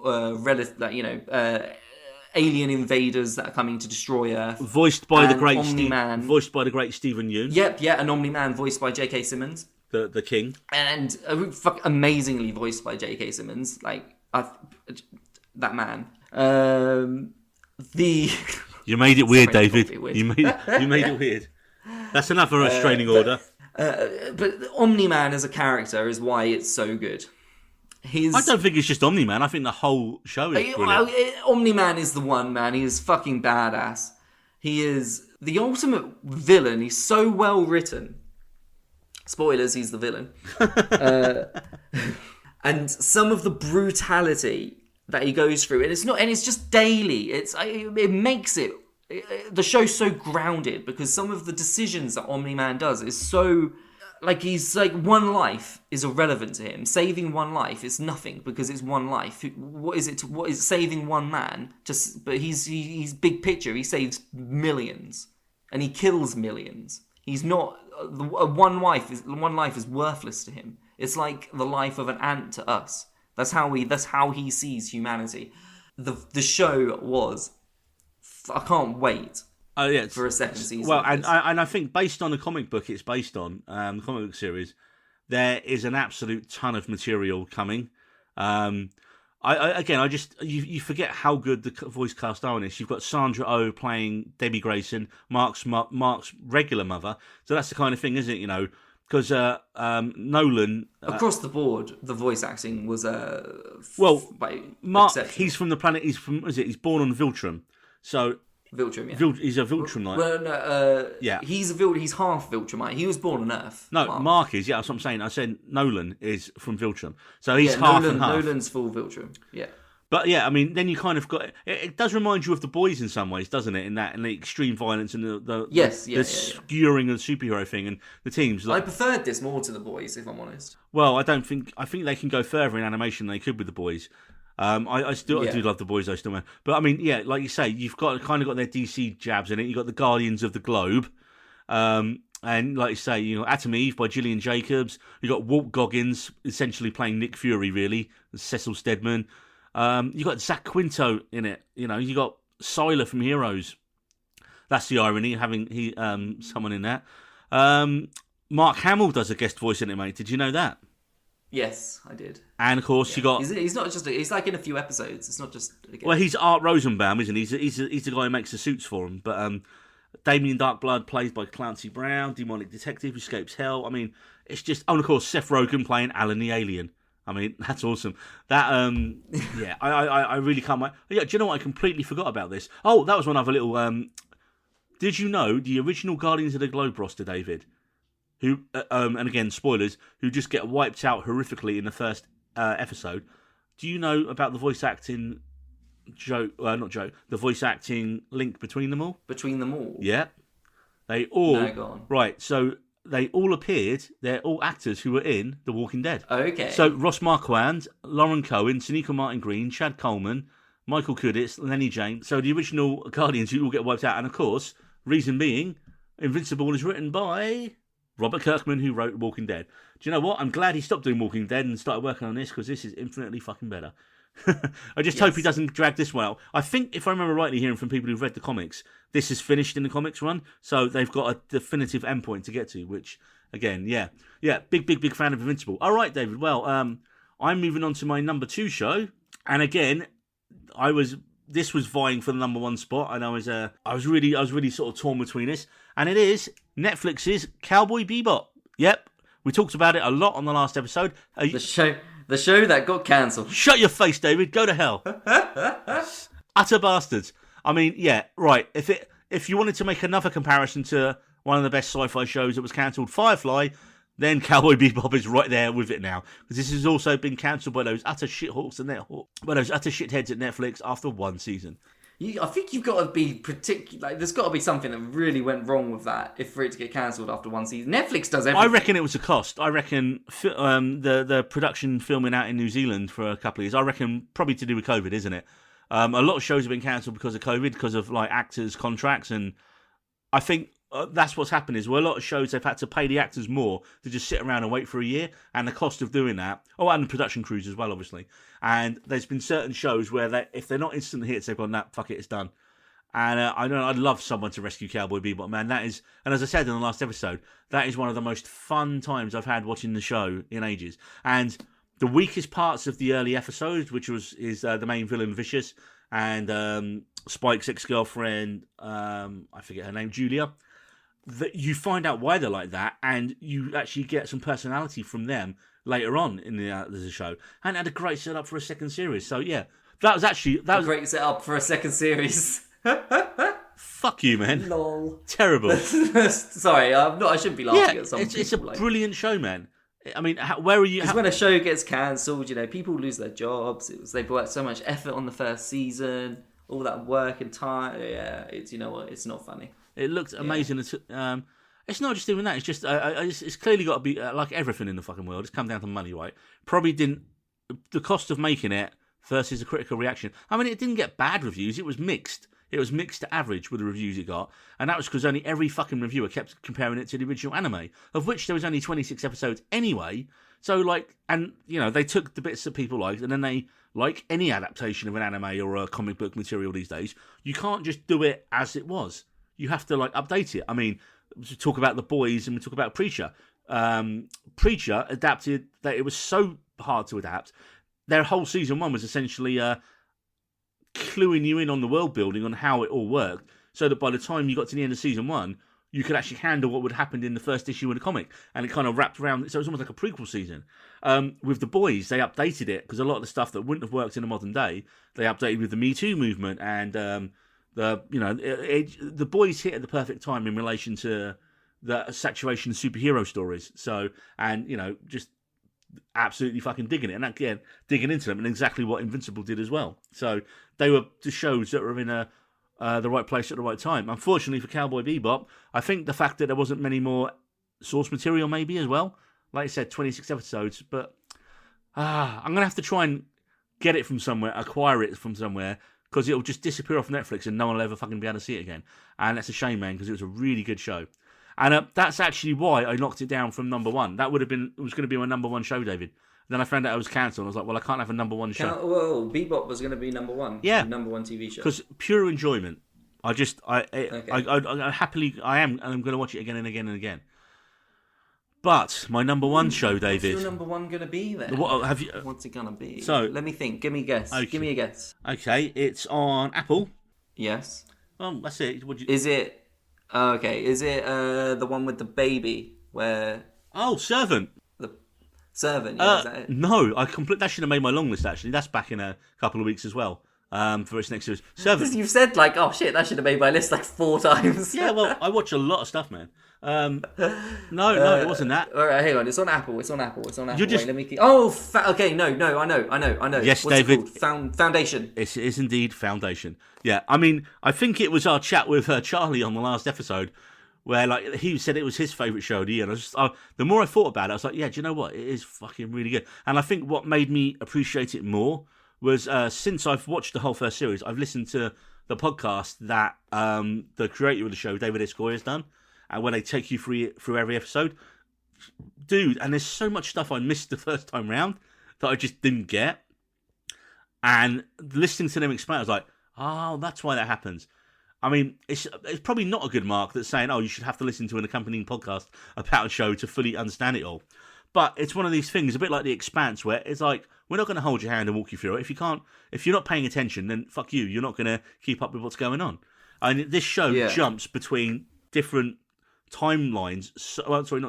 Time periods so often. So you'll have a couple of episodes with your main characters. You're like, oh yeah, wait, where are they gone? Oh, we're 400 in the futures. Everyone is dead. Okay, are we going to go back to them? Oh, not for a few episodes again. We're not. But I mean, visually, it's stunning, man. This is, as I said on the last episode, this is the June of TV shows, David. It is that good. It is just amazing. Right, so yeah, as we talked about Foundation on the last one, I'm not really going to go much more into it here, except for this should be the number 1 show you watch, David, out of all shows, because it's my number 1 show of the year. No, I know. No, Charlie. Charlie's recommendation holds more weight than mine. Really? Is this because just because I didn't like that long dialogue scene in Midnight Mass? Yeah. That one specific one, not all of them. Yeah. But that's the best one. So everyone, we're going to take a short break. We're not actually going to take a break, David. I'm just going to say this. So if you want to go and if you want to hit pause on the podcast, go refresh yourself, go get a drink, and then after this quick bit of music, we are going to go straight into our top 10 films of the year and however many David's got left. And we're back. So, right. Phil, for me, we just sat here for like the whole time that song was going. Yeah. And it was kind of awkward in silence. Well, I'm just saying, all we want for Christmas, David, is 1,500 followers on Twitter and 1,000 downloads of our podcast. Yeah, that'd be Our nice. friends over at Film I Floggers. prefer the podcast downloads, Yeah. personally. Well, If you're going to give us one, give us that one. Well, our friends over at Film Floggers have volunteered the services of their co-host Fiona to sing a Christmas song for us, but I think by the time we get around to recording it, it'll be next Christmas already, to be fair, because our timings are all over the shop at the minute. So, we're now on to top 10 films of the year, David. Yes. It's always funny doing a top 10 films of the year list when there's a few massive films still to come out, and a few films. When we put these kind of lists together, as we said at the start of the show, we're doing it for pure enjoyment and entertainment. So we don't always agree with what all the top critical film reviewers say. And obviously connected to that as well is the fact that there's quite a few films that we haven't seen ourselves as well. So I kind of, before I get to my long list of films that just missed my top 10 list, David, I've got my list of films I haven't seen and films that are just coming out that we haven't seen that are kind of going to be in a lot of people's thoughts going. Would make your list, or probably Potentially can make our list if we'd seen them. Yes, okay. So coming up, Yeah. we've got Don't Look Up on Netflix, which is the 24th of December. That's the new DiCaprio, Jennifer Lawrence, Meryl Streep film. You heard about this one? Is that the comedy the comic? with the asteroid that's gonna That's hit the one. Yeah. Earth? Yeah. Yeah, Jonah Hill. Jonah is Hill. in it as well. Yeah. From what I've heard, it's like a modern Doctor. It's a modern day Doctor Strangelove, where they're the scientists trying to convince the government that the world's going to end. Yes. And the government's just like, yeah, we'll talk about it. We're going to sit tight and assess. So that's out Christmas Eve. So chewy Christmas film from Netflix there. One film that I haven't really got much interest in seeing. I don't know about you, but they reckon Best Actress could go to is Spencer, the Okay. Yes. Kristen Stewart film.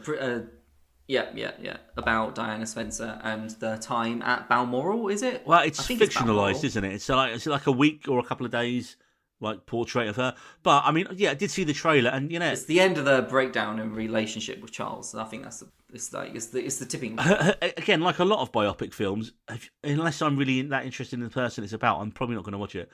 But from what I've seen in the trailers, she does seem to. You're not interested in Diana? No. You fiend. Good God. I'm not that interested. No, I didn't think so. Another film. Although there's a scene in The Crown where it is Diana and Charles, and the argument, it's the best scene in The Crown. Anyway, go on. Yeah, I don't watch The Crown either. Not fussed. Next up, You're not royal, are you, Neil? not just they're good for tourism, I suppose. Okay, so next up on Apple TV Plus, you've got Coda, starring is it Amelia Jones from what show? What's the big show? Lock and Key. So this is a film about. This is supposed to get lots of awards. And I still haven't got around to watching it yet. And it's a film about she's the only girl with hearing in a family of deaf people, and of course she wants to be a singer, and her family's like, great, you want to be a singer, literally the one career where like we can't actually hear you do it, So it's like family drama, but apparently the performances in the film are really top notch. You got Marlee Matlin in it playing her mother, who again is probably one of the most famous deaf actresses out there. I think it was the early film she starred in, Children of Lesser God, the French film, and then she was brilliant in The West Wing, and I think probably one of the forerunners of getting sign language on TV. She's been that good in everything she's done throughout her career. And like I say, Amelia Jones is coming up quite well now, from what I've heard. So there's a lot of talk about a film you should love, David, because it's about a musical and about a guy writing a musical. It's Lin-Manuel Miranda's directorial debut, Tick Tick Boom, with Spider-Man. Okay. No, I've not seen that. Another one. Where, sorry, go on. No. Have you not heard that? Oh wait, no, it's not. It's not out. Is it out? Yeah, it's on Netflix. It's been on Netflix for a couple of weeks. Oh. Okay. It's about the guy who wrote Rent and how he when he was a struggling I'm not a big fan of Rent, to be honest. Oh God. But you're a big fan of Hamilton, right? And this is Lin-Manuel Miranda's. Yeah, I like Hamilton, but I don't like everything Lin-Manuel Miranda's done. Well, they're going to kick you out of the Hamilton fan club, man. Yeah, well, Yep, you know, jabba. the second, like, Bum, bum, he's bum. in Mary Poppins and he's pretty pants in that. I'm not just because Lin-Manuel Miranda did Hamilton and it's fucking amazing doesn't make everything he's done going to be gold dust. Well, like Hamilton 2, the Hamiltoning. Yeah, Anyway, like the Revenge of Burr. No, I don't know. No, I guess Burr gets his revenge. I don't know. Whatever. the Revenge of Hamilton. Just call it Burr. That's the next one. It's going to be Burr. With 3 R's and a Z to make it more street. So next up, we got one of the Coen brothers' new films, and it's The Tragedy of Macbeth. And essentially, it's just Macbeth. Yes. But it's Denzel Washington playing Macbeth, and it's... this does look really good. and it's Toilet Shitting Lady. What's her name? Bucket Shitting Lady. I've not seen it. Yes, you have. Bucket Shitting Lady in No Man Land. I know. Frances who you McDormand. mean. That's it. Yeah. Yeah, well, of course you haven't seen it. It's not out yet. That's what I'm saying. It's not out yet. But it's coming out over Christmas. So it's a film that, again, everyone's talking about the awards for. Though I'm wondering how well it's going to do, bearing in mind it's apparently, from what I heard, it's just a straightforward adaptation of Macbeth again. You know, I guess how really you into Macbeth and your literature is going to, or how much of a Coen Brothers fan you are, is really going to sort of get your interest in this one. I mean, I'll watch it, but it's not going to be high on my list to watch. Something that I'm dying to see, David, that's still not been released here, and it's out in America, which is annoying as piss, and is getting lots of awards talk, is the new film from Paul Thomas Anderson, which is I don't know. Licorice Pizza. Oh, I have no interest in this. What? What's it I about? don't know. I have no interest in it. I mean, I'm not saying you're on the edge of getting your critics... No, I haven't even, to be honest, I haven't even heard of it. Go Okay, on, right. Tell me about it. So it's a coming-of-age film about... And it's... do you remember Philip Seymour Hoffman, one of the greatest actors of his generation before, unfortunately, Yes, passed away? yeah, of course. So it's his son making his debut. And he plays this like young guy who starts up a relationship with a... This is me trying to spell the word licorice at the moment. Yeah. And it's about him starting up a relationship with a girl who's a few years older than him, played by one of the girls from Haim, who's also making an acting debut. So you've got two... Oh, I have seen this. We haven't seen it. It's not out. No, I've not seen it, but I have. You've heard of it? No, yeah, I've seen it. No, it does look quite good actually. Oh, yeah. It's on. You know where I've seen it? I've seen it on all these. It's a bunch of YouTube ads at the moment. That's where it keeps popping up. Yeah. So that is one of the ones that I really... And it's making the rounds on Twitter, and I have seen it, and it does look really good. Yeah. Sorry, I just completely blanked on what it was. You did, and I believe the technical term is a reverse ferret. Yeah, I'm not sure where it came from, but on the Pilot TV podcast, whenever someone changes their mind about something almost instantly, it's called a reverse ferret. So we're going to steal that. And, we gave credit to them anyway. Next up, you've got Belfast, Kenneth Branagh's new film, black and white one about growing up in Belfast, which I think is like limited release in certain cinemas at the minute, but that's getting a lot of awards talk. Again, it's one of those films, I suppose, it is what it is. Another one I'm really tempted to, at the minute, out of all those so far, Don't Look Up I'm really looking forward to. Licorice Pizza I really want to see. And next up, Guillermo del Toro's new film, Nightmare Alley, which looks amazing. Yes. Kate Blanchett, Bradley Cooper, and who else was in it? Loads of actors. It looks very good. And what I love is... William Dafoe. That's it. It comes out the same day as Spider-Man in America. So it's William Dafoe Day, technically, in the States now. But, yeah, I think he plays like a con man, doesn't he, in it, Cooper? And it's like all to do with, like, turn of the century stuff, I think. I mean, what's the good thing is I've watched the trailer and I'm still not sure what the film's about. Yeah. And it just looks amazing. And, production design looks amazing. And it's Guillermo del Toro. The guy doesn't make bad films. So, yeah. Hopefully I'll be there with about 8 other people watching it in the cinema when that comes out. Because, again, not a lot of people go to see his stuff where we're from. Of course, Thursday we're going to see Spider-Man. No Way Home, David. Spider-Man. Yep. Yeah, brilliant. Thanks for that. Sorry, I thought I'd stop before we lost everyone. I mean, that's appreciated. However, if you're still with us over an hour and whatever we're in, cheers. Well, but you're refreshed. You've had a break. You've gone. You've relieved yourself if you needed to. You've splashed your face a little bit. You've got yourself a drink and you're ready for the second half of the pod, which we're now into. West Side Story, David. I mean, not my kind of thing, but everyone's... I'm not just a big musical fan, but everyone's saying it's amazing and it's one of Spielberg's best films. That is the biggest, probably the biggest compliment. What, saying? that it's one of Spielberg's best films. So if people are saying that, Well, the funny thing is, though, because Spielberg. think of the list of films that he's done. Exactly. I think it's just a bit of too much over time. I mean, Spielberg doesn't make bad films, does he? Let's be honest. You know, even like his lesser films, was it Bridge of Spies? It's still amazing. It's just, you know, when, at the end of his career, they're not the ones you're going to remember.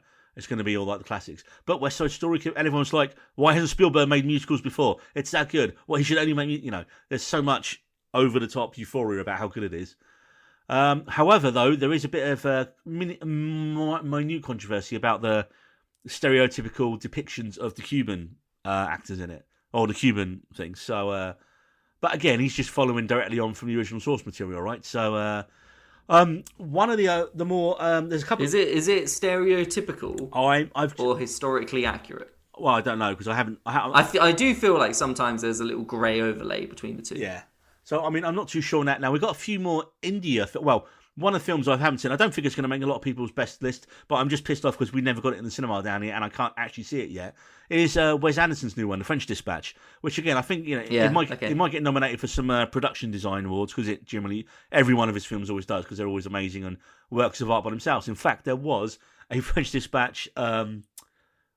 exhibition on up in London recently that I would love to have gone to. A couple of smaller films. Thirst Cow, which is about a guy who steals a couple of brothers who steal a cow, a prize cow. That got loads of good reviews earlier in the year and it's kind of like dropped off. Pig, Nicolas Cage's film about Nicolas Cage as a truffle farmer whose prized pig is stolen. I mean, double bill with that and Thirst Cow sounds like it could be a bit too much actually. And making a late play for potentially some awards later for next year, the films that we haven't seen this year. From France, we have Titan, which is a horror film written and directed by Julia Durancal, and I apologise for the bad pronunciation of her name. This sounds like something David Lynch would do, man. It's literally something to do with a woman and cars and sex and... It's something to do with a woman. It's been. I mean, I'm looking. Cars make an appearance. Yeah, I don't really know anything about it except for everyone said it's. She actually won, the director. It won the Palme d'Or at Cannes this year, which is a bit bizarre. Well, not bizarre. It's just I mean, I suppose a French film getting awarded by a French film festival. But I know the BBC gave it 4 out of 5 stars and called it the most shocking film of 2021. Variety said it was a cross between Cronenberg's Crash and the uterine horrors of... The most shocking film of 2021. Yeah, at BBC. I wonder how many times the same critic has used that. Will say something like that. Will say the same line. Like, it's the most something of the year. The must-see of the year. Like, you know, those sort of lines that just crop up all the time. I mean, it sounds very bizarre and interesting, but I think it's going to be one of those films where, like, you're going to be in for some weird shit. But, hey, you know, the more people that make films that are absolutely bizarre and weird and get recognised, it means the more creativity we're going to get out there, which is good, instead of just the same shit churn out all the time. And, of course, one other film that potentially might make our list, but is out a couple of days after Spider-Man, The Matrix Resurrections. Which, hey, up in the air on this one, man. The first one's a classic. I saw it again in the cinema a couple of weeks ago myself. The original holds up brilliantly. It doesn't disappoint. It's amazing. Still don't think the second and third ones are very good. I just don't think they had enough story and just stretched out with cool action scenes and a great performance by Agent Smith. That is my worry for the new Matrix film, is that we're going to get the Matrix Awakens, where they rehash most of the first film for the first half hour, 40 minutes, then set up a new direction, take it off for, because they're clearly looking at sequels. The only interesting thing is, where the first one was written and directed by both the Wachowskis, this new one is been written by Lana and the guy who wrote Cloud Atlas.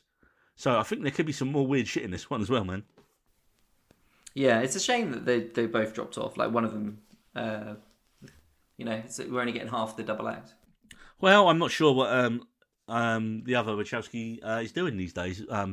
I think Lana's one who's kind of kept going in filmmaking as much, and like you said, I just it's funny. It almost looks like Keanu Reeves was just like rocked up in his John Wick gear and was like, "Look, I'm not shaving, I'm not changing expression on my face. I'm in the middle of doing John Wick 4. This is the only way I can fit this in. I can't be asked. Just give me some guns and let me shoot some stuff." And as long as they do it well, and as long as they bring Rage Against the fucking Machine music back for it, and correct the... Do you know what? If they have that song that I've been praying for the end of that they always should have had at the end of Resurrections, freedom, at the end of this one, then that will like be the biggest. I'll be like a guy in the front crowd at a wrestling show when like their favorite wrestler comes out, and he's going, yeah, and they just pop. That'll be me in the cinema if we get freedom at the end of the new Matrix film. The pop. The crowd pop.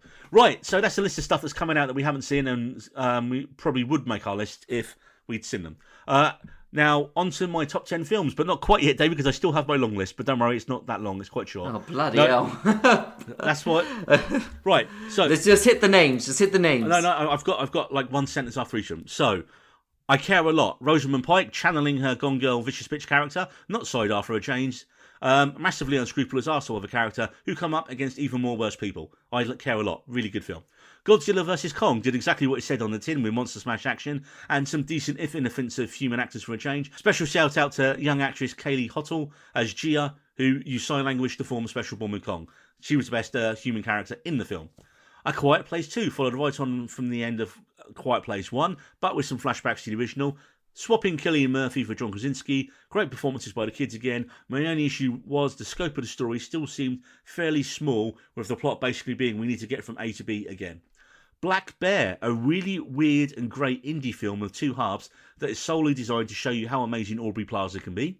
Malignant, a slow and befuddling film for the first hour and a bit, and then pure chaos, and then one of the best police station slaughters I've seen since The Terminator. You were not a fan of this, David. Malignant was shit. It was shit. I was just really disappointed by it. Really disappointed by James Wan in that one. I mean, anyway. I feel like it was shot on purpose, so though when you have the reveal, and then I was like, okay, I'm with it. But no, that's not the reason why I just didn't. It was just a really bad cop film. Okay, well, just really bad. Yeah, that's it. That was the film. That would make your worst off list then, which we're not going to do. But yeah, it would. Yeah, it would. It probably would make my worst of the year. Another great one that just missed out was Werewolves Within, a great low-budget werewolves comedy horror with great turns from Veeps, Sam Richardson, and soon to be no longer just referred to as the AT&T girl, Miliana Van Trub, as a charismatic couple hiding out from werewolves and a murderer in a snowbound small town. So think Knives Out, but with added werewolves, David. Okay. It's very good, and it's very funny and low budgety. Cop Shop was a surprise. Action director Joe Carnahan, did the A-Team, Narc, always makes great mid to low budget action films, and this was really sold on the fact that it was a Gerard Butler and Frank Grillo film, but actually it was a young cop, Alexis Lauder, stealing the film as she gets caught up between a team of assassins trying to kill a prisoner in a jail cell, and the film is absolutely stolen by Toby Huss as a psychotic killer, Tony Lamb. If you haven't seen Cop Shop, mate, it's really funny. It's really good. And like I say, when you go to watch it, you're like, oh, it's another Gerard Butler, Frank Grillo B action movie. And it's not, I mean, it is, they're in it, but it's probably more about the other characters. And it was just a surprise. It was entertaining and a surprise. Briefly talk about Fear Street. I think 1978 was the best one. For me, I mean, it was. All the films were good in the trilogy, but 78 was probably a better camp slasher film than most of the original camp slasher films.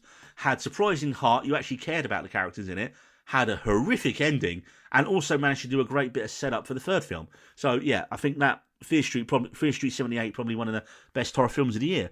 Also, Censor, Prano Bailey Bond's horror film about a young film censor in the video nasties era in the 1980s, expertly played by the underrated Naima Algar, who finds a link between some video nasties and her sister's disappearance. I'll say no more, but this was definitely entering St. Maud territory, David. I kind of got the vibe like this is this year's St. Maud. I remember you telling me about this at the time. And do you know what I googled? And it's got the same editor as St. Maud. So how about that? Yeah. Shang-Chi, perfectly enjoyable origin film. Didn't reinvent the wheel. Didn't really make too much, but it was enjoyable enough. Solid mid-tier MCU. Then The Eternals, David. Now, an MCU origin film. I've not seen this yet. So no spoilers. It was slower, a bit more talky, which we expected. It did look amazing, which we did expect. Because, Chloe Zhao, best director winner, Chloe Zhao. And it does have a large new cast of characters. However, the ending of the film, it does massively change the future course of the MCU. So it's going to be interesting how they rein it back in. And obviously, you got these two. You got your post and mid. You got your mid-credit scene, your post-credit scene. That both set up major shit going forward, which you'll finally catch up with on David when it comes to Disney Plus on the 12th of January. I know. I'm really hoping that Spider-Man doesn't have any spoilers for the Eternals in it. Well, that'll be your fault, won't it? Yeah, it And will my last film that just missed out, probably for me one of the action films of the year, Nobody. Yep, Bob Odenkirk's. So think Saul Goodman is Oldwick, and that's all I really have to say about that one. It's Oldwick, not John Wick. It's Oldwick. be.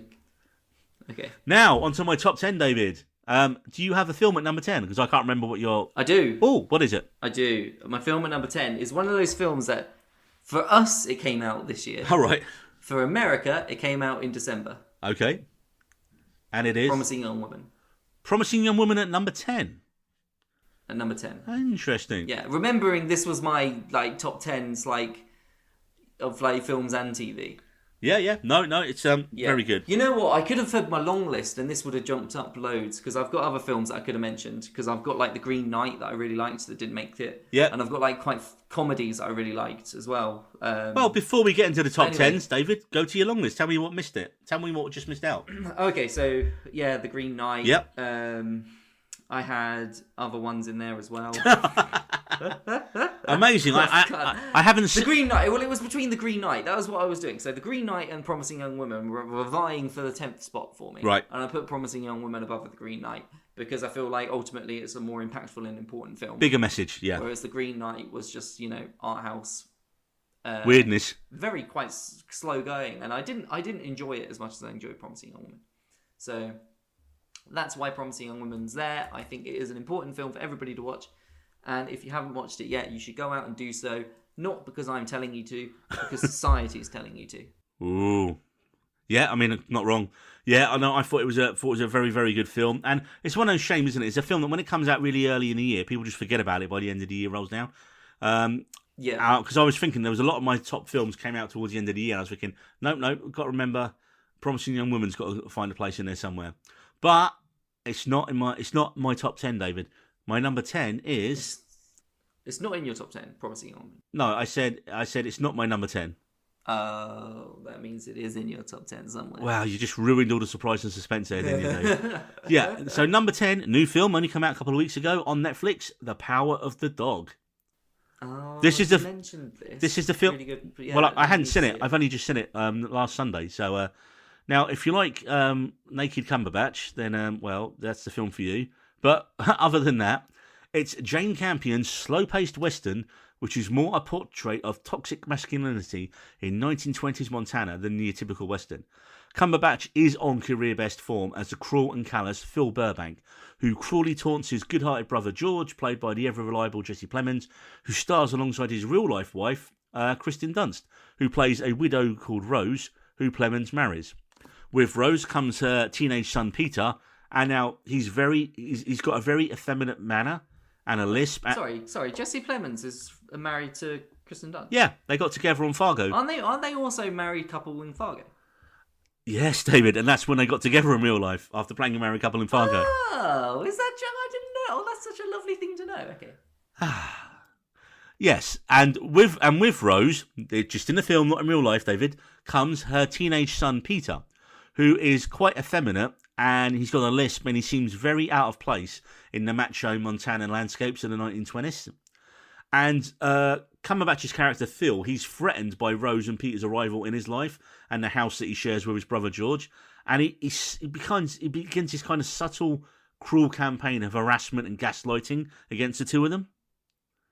You know, it's very, there's like a scene where Plemons buys a piano, and they're having guests around, and he's like, "Oh yeah, I heard." He goes, "Oh no, but I'm not that good." And she's trying to play this song, and she can't get it. And she's like, getting really frustrated by it and really worried about, she's got this party coming up and she needs to play at. And then she's trying to play this song, and then Cumberbatch literally just walks in the room with a banjo and nails the song expertly, then turns around and walks out. and like, It's funny that Cumberbatch, he's the macho, he's the masculine character in it. well, Brute. He's not you wouldn't of all actors in the world, would Cumberbatch come to your mind as a symbol of masculinity? Well, let me continue, David. It really is a four-hander between these four actors. I would say all four of them are currently awards-worthy, in my opinion. They're all excellent. And the film, here's the thing which hits right back on what you just said, David. the film hints really closely. Well, the film hints subtly that Phil is a closet homosexual because it's set in the 1920s, Right, okay. and because at one point, the son Peter, he finds his hidden stash of 1920s muscle magazines. There's like, lots of shots of men in underpants like doing muscle poses, and you see like, when like he takes his crew out, they're all like in the bar drinking and hitting on all the women, and he's just sitting there, Cumberbatch. So you kind of start thinking, okay, is it this outer macho portrayal hiding his closetedness? And they definitely hinted it. And you wonder what his intentions are going to be towards the young Peter. And that kind of becomes the crux of the story, which I won't spoil here. But you start thinking, what is he going to do?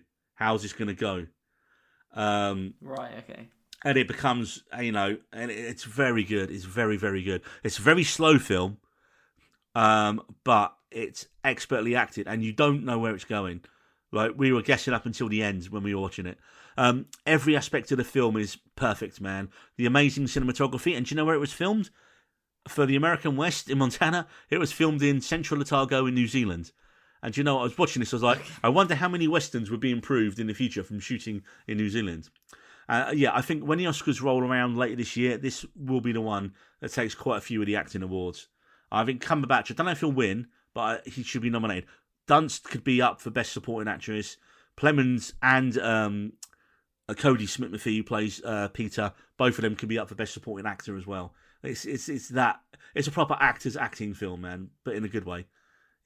He's so good in it, Cumberbatch. This is probably the best thing I've seen him in. So, do you have a... Okay, better than, Intimidation? Oh, yeah, Wait, that's not the... Is it that the Imitation Game, yeah. Yeah, that's it, Yeah, I honestly think it's the best thing I've seen him in. So, I think that's the best thing I've seen from Cumberbatch. Well, now you need to watch this. It's on Netflix. Go watch it. Yeah.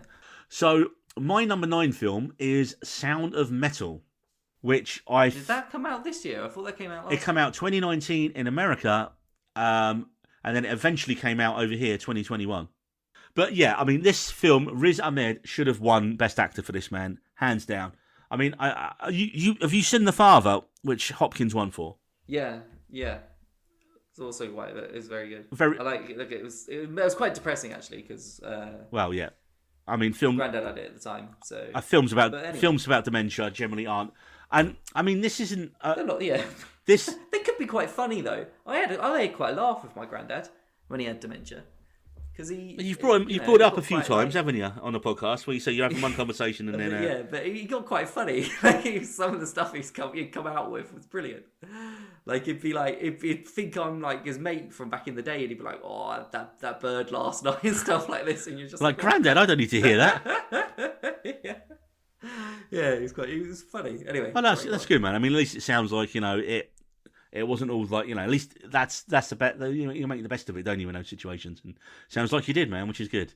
But I think for Sound of Metal, for what it did for awareness of, how you said, it's funny actually. I think this and The Father kind of have things in common because you said with that, the way they filmed it put you in Hopkins' place for seeing what it was like to have dementia.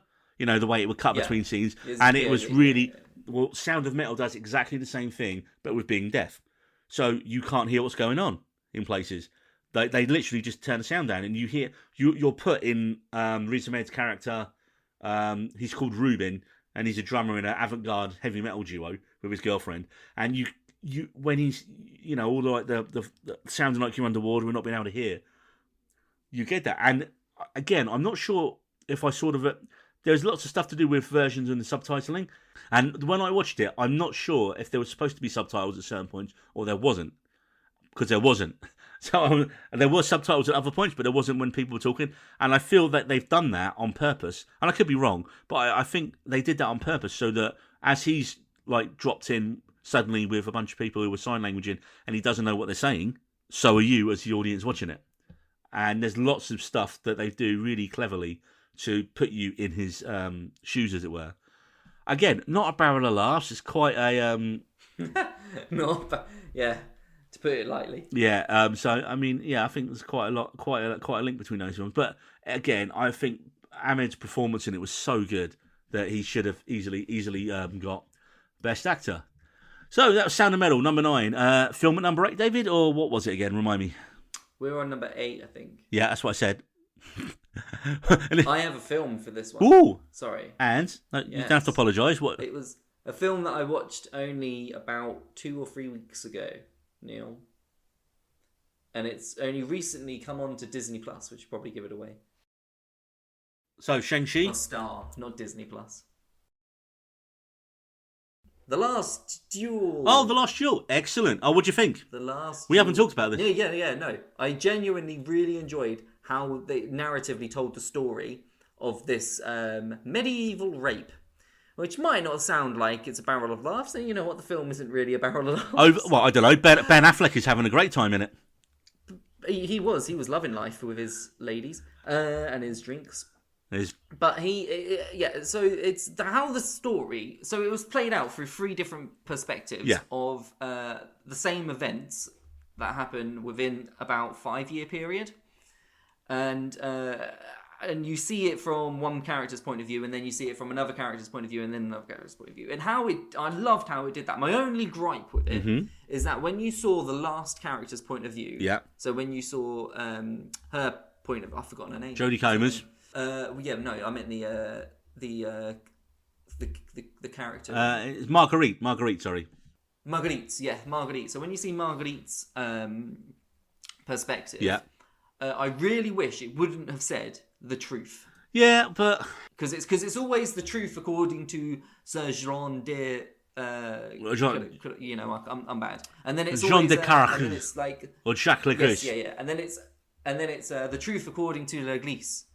But no, it's not the truth. No, Marguerite. No, it's not. No, it only says the truth on her one. It doesn't say the truth on the first 2. Yeah, I know. Yeah, you know, but it does. That's how it starts with all of them. It starts with the truth according to No, it doesn't. Matt Damon. The truth. Yeah, it does. You It sure? says the truth according to Adam Driver, and then it says the truth according to Jodie Comer. But then it drops the according to Joe McCorder, and it just leaves it with the truth. Okay. I wish it would have dropped. I wish it wouldn't have said that. I wish it would have just kept it. I think so that way you, as the audience, can determine which of these is actually the event. Because I think because of the time, I don't know whether it's because of I don't know. But because of the time, I feel like if you'd have had more political intrigue into the story, I think you've got really hung up on the wrong thing there. Anyway, no, but I feel like if you would have left it more ambiguous, if you would have left it more, it's not supposed to be though. It's not supposed to be. Yeah, but it is. No, it's not. Not from her point of view. This isn't historic. Yeah, this isn't historical. Yeah, but from her point of view. But when you drop the words and you just leave the truth, that takes away everything else from the film, and that's the truth. This is the actual story of what happened. Yeah, which is what they're saying. Whereas if you'd have left that as the truth according to her, then it leaves it as an ambiguous, and you can decipher which of these and pick moments from each of them as what actually happened. Look, I think when it comes down to it, right, Chapter 1, which is Matt. That's my biggest gripe. Yeah, I know. It was a fantastic. And film. it's a silly gripe. It's a silly gripe. It's not a silly gripe. It's a genuine, because if they'd have left that, right, and it would have left it as for you as the audience. I get the point. I get the point you're trying to make. But taking that away from all right, you Ridley, is massive. calm down. Stop yelling. It takes it away from you. Stop yelling at clouds, young Ridley. No, because you're annoying me, Neil. Because you're wrong again. You're wrong a lot in this episode. Totally not. Right, so let me get onto it then. So Chapter 1, right, is Matt Damon. Mr. Happy. Essentially, he's Mr. Happy in this film, isn't he? You know, yes, he's very. He does everything that he's supposed to do, but he's a bit miserable about it. So his one is, and so again, he's not there, right? So you don't see that scene in his one. He just finds out about it. No, but it's how he reacts to everything. Yeah, well, his reaction, he's portrayed, and how he's shown in doing. And that's what his is more of a character reference. Yeah, but we'll get onto that when we talk about that bit in a sec. When we talk about that scene later. Now, the second chapter is Jacques Legrès, which is Adam Driver's character, where you do see the rape scene. And then chapter 3 is Marguerite's scene, where you see it. Now, I think the main thing in the film, and what it turns on, is that very short scene where, in her chapter, she's dancing with her husband, with Damon, and sees him from the balcony, and says, and just smiles at him. and he totally misinterprets Yeah. that. And what the film is doing, what the whole crux of the film is that even in the modern day, something that simple, because that's what a lot of people didn't like about it. The few reviews I read that were a bit sniffy, they kind of said, well, look, there wasn't that much difference between her version and his version. They thought it was going to be a lot more obvious. And no, it wasn't. It was literally a couple of small things that he took as an inventation, which is why it happened. Yeah, all these subtle Yeah, characters. and subtle there was moments. just two or three subtle moments that he misinterpreted. But because it's 13th century France, he went ahead, raped her, and he even says, "Oh well, she was a lady. She put up the standard protestations." And it's nothing to do with her. It's to do with Damon feeling slighted that he's taken his property, which is his wife, which is bad enough. And then of course, the film's called The Last Duel. They're challenged to the duel. We won't give away how it ends, but and the thing is, if Damon's character loses the duel in the eyes of God, that means he was a liar, as was his wife, and she'll be burned at the stake as well. So, you see her say, "Look, can we just forget about it and move on?" Because you see Damon's mother keeps saying to her mother-in-law saying, "Look, all this shit happens all the time. Just get over it. Don't mention it. Don't cause don't cause a scene." And she's like, she's no. The thing is, I think why it feels different as well, they had a different writer for the third chapter, didn't they? They brought in Nicole Holofcener to write it. And you notice it that in Comer's performance, which again, I think why she should be nominated for an award, is in the first two chapters, you're seeing a man's perspective of what she is like. So she's very staid, she's very, wifely. She doesn't really have a lot to say or do very often. And in chapter 3, it's like the lights are switched on, and boom, you get her performance. You get to see her do it. I think it's obvious. I think, what I was trying to get to when you were ranting a minute ago about the truth and the dropping of it. When the film ends and whoever wins the duel and whatever happens, you get an epilogue that reveals what happened to all the characters after the events of the film. And I think where you find out what happens there, that's why the truth actually seems fine to be on her section. Because it rounds up, I don't want to give away a spoiler at the end, but it tells you what happened historically. So that is the truth.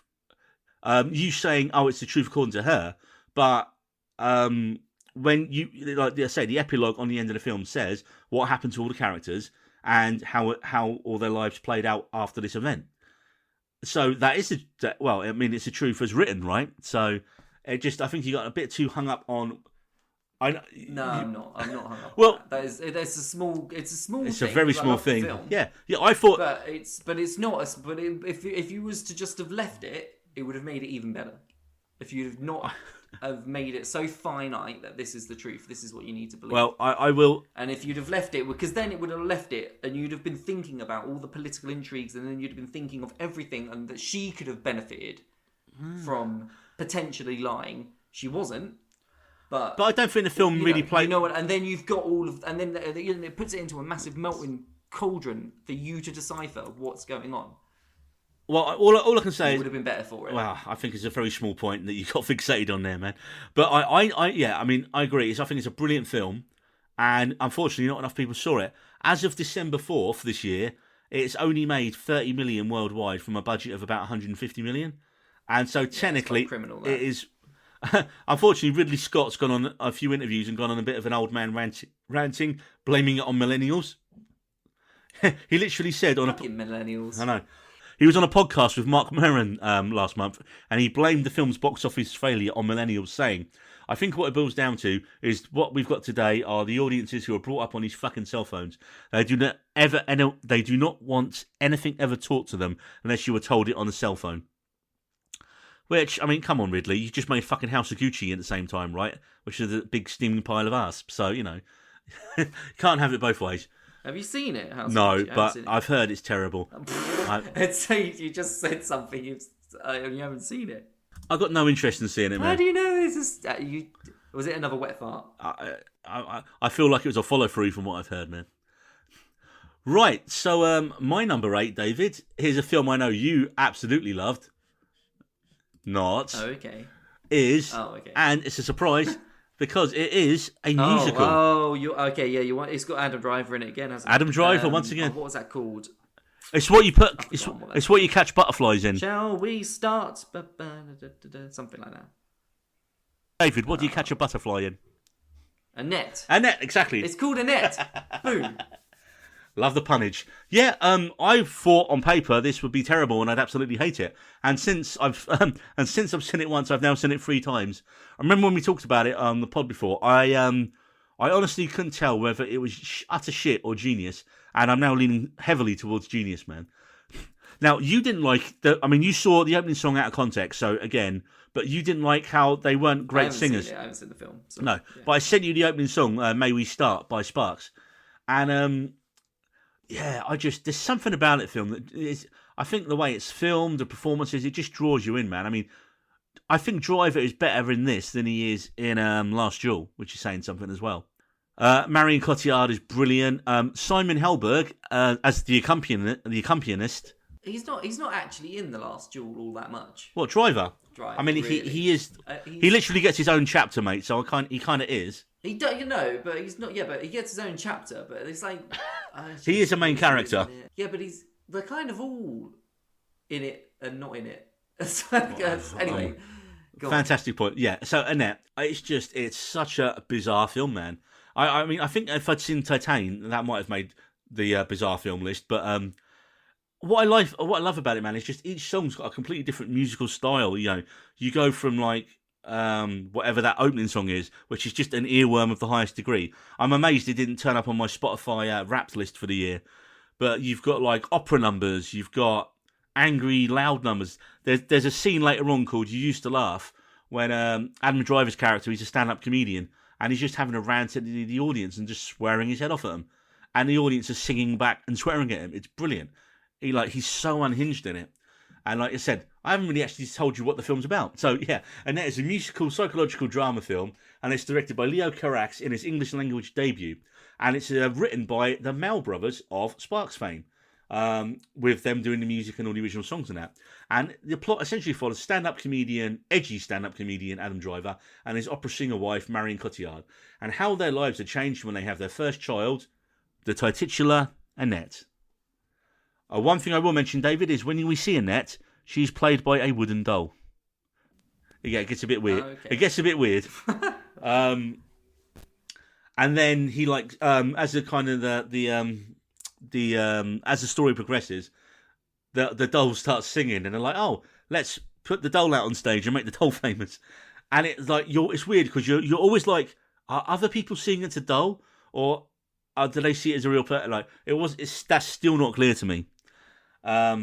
But it's honestly, mate, watch it sometime, get through it, and just be like, That's never a good sign when you've got to say get through it. Yeah, I think it's probably one of the most original films I've seen of the year, man. It just completely. I think when you watch a film and you're like, I can't tell whether that was shit or brilliant, and you're still thinking about it, it means it's usually going to be brilliant because you're still thinking about it after all this time, right? You're there going, why is it still in my head? If it was that bad, I wouldn't care about it enough. So clearly, on some level, it's got its hooks into you, and you just can't keep thinking about it.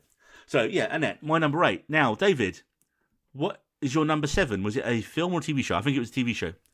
Great. So we can skip to my number 7, and we can actually skip my number 7 because my number 7 was The Last Duel, which I think we've just covered off quite nicely there.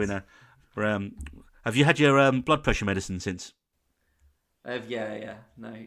It's funny because Cheddar started snoring during that, and I don't know if that's going to come across in the podcast. I don't know whether he was just bored of listening to me as well, but he was going. Excellent. So number 6, David. What is your number 6? The Suicide Squad.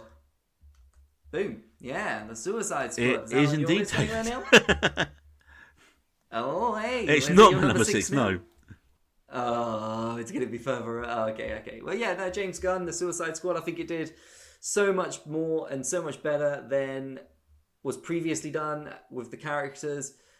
The beginning scenes alone was probably like the storming of the beach. probably right there and then. Right, it should be in my number Yeah. one.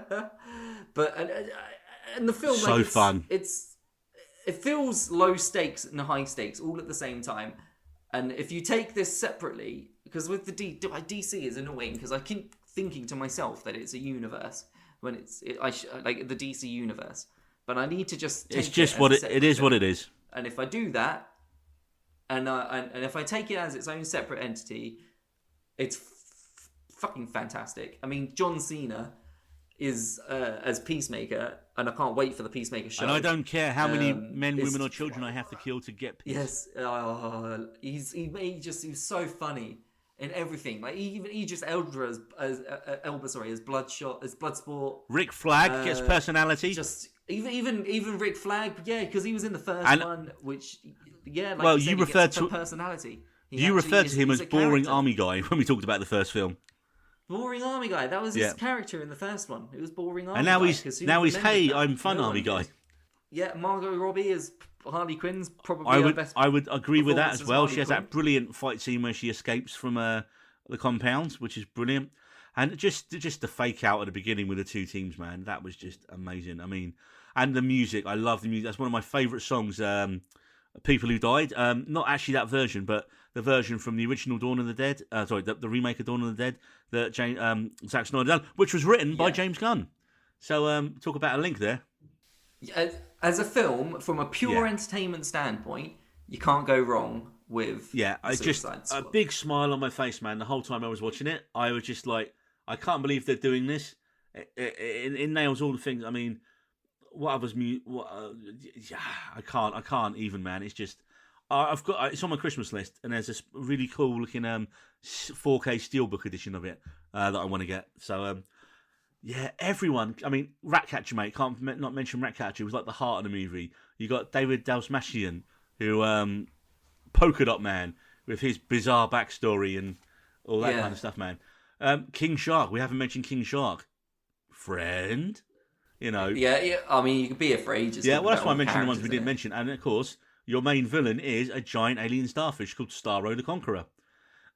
He gets so many things right in this that they didn't get right in the original one. And it's funny because you see all this stuff online about release the Ayer cut. We want more Jared Leto as a Joker. No, we fucking don't.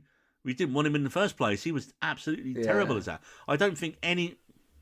It's genuinely really frustrated me how bad he was. Oh yeah, man. Because he was coming off. After he was cast on that after coming off. That one where he's an AIDS. Yeah, he won the Oscar, didn't he? What's that called? Dallas Buyers Club. Yeah. What was that called? Dallas Buyers Club. Thank you. Yeah, he got into that coming off Dallas Buyers Club, and I was like, fuck yeah, Jared Leto. He was fantastic in that. He's going to be playing his whole. And then you started to see the footage of him or like the photographs of him coming out as a Joker, and then you slowly. And then you I think he was sunk from the images, mate. When the images this isn't going to go down. This isn't going to go down well. But then when you get the trailer and you're like, this is going to hurt really, really bad, and you're like, okay, it's going to be good again. It's going to be good again. Yeah, because the trailer for the Suicide Squad was awesome. That was the worry for this one, wasn't it? Because the trailer again was brilliant. Yeah, and everyone was like, yeah, but the trailer for the last one was brilliant.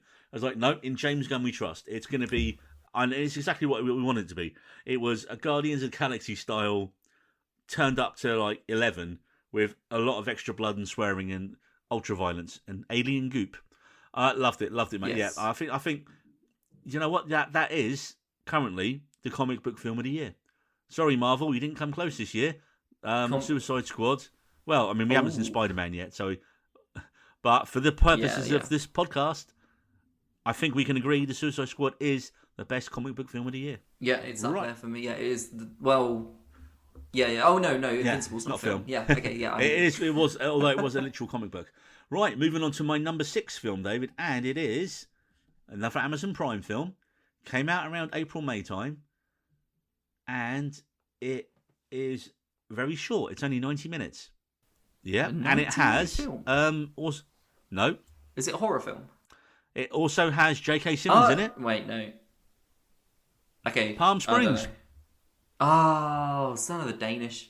Yeah, Palm Springs. I forgot all about that. You know what? I was going to add Free Guy into my long list. No, you shouldn't. But anyway, yeah, no, Palm Springs. Yeah, no, I think I prefer Palm Springs to Free Guy. Sandberg being Annie Sandberg as his best. Christy Milioti being awesome. And she's one of these actresses who is not really big or well known.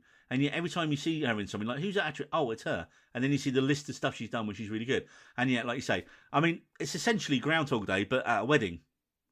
And if we caught up with Bill Murray after he'd been doing it for fuck knows how long. Because he's just at this stage, and then... Yeah, it's during the montage of him just sort of try to shag someone. That's where we're at in Bill Murray's life. And Palm Springs. And then, of course, what happens is he accidentally traps... his character's called Niles, and Milotti's character's called Sarah. And again, now we know that he knows everyone. When he's obviously like hooking up with her at this wedding, she ends up... There's like a whole weird K-Vortex thing that's not really explained. But it's kind of that kind of sci-fi thing where you don't really need to explain exactly what's going on. And so it kind of... I don't know. The mechanics of the how and the why aren't as important in this. Basically, she just gets trapped in the time loop with him, which she's not very happy about. And then, of course, falling asleep, dying doesn't do it. They're just stuck there. And it's just funny, man. Then once they kind of like, she makes a peace with it, they just go out and have fun. Oh, and of course, sometimes J.K. Simmons turns up as a guy called Roy, who also accidentally got stuck in it, but he likes to hunt Niles and torture and murder him. And it's just a fun film. Here's a modern Groundhog Day, man. I reckon if you're of the age we were I was when I saw Groundhog Day, this would be your Groundhog Day now. You know, like how you say The Mummy is your Raiders. I think this is modern day people's. I think that's. Don't you think it's as good as Groundhog Day? It's in that league. I think you're pushing it in saying that, though. I don't think this film was as popular in any way as The Mummy was. No, but it came out in the pandemic era, man. So you can't really. But the Mummy was also popular. That's why it's my Raiders, It's because of its popularity as well. It's not just but we can't justify this on the thing because it came out during the pandemic, mate. And do you know what the budget for this film was? I don't know, probably not a lot. 5 million. Yeah, it's set in the same location the entire time. Probably. But it came out in July right in the middle of the pandemic in the cinemas. So obviously it didn't make next to nothing. But no, man, I just really enjoyed it. So skipping ahead to number 5. What's your number 5, David? Number 5 we're on. Yeah. Last Night in Soho Nil. I know, which I got to round to. Yeah, we haven't talked about this yet. Right, I'm going to say. We haven't talked about Last Night in Soho yet. No. Right, okay, so we're going to put a spoiler warning in here because we need to talk about it. Give me an S.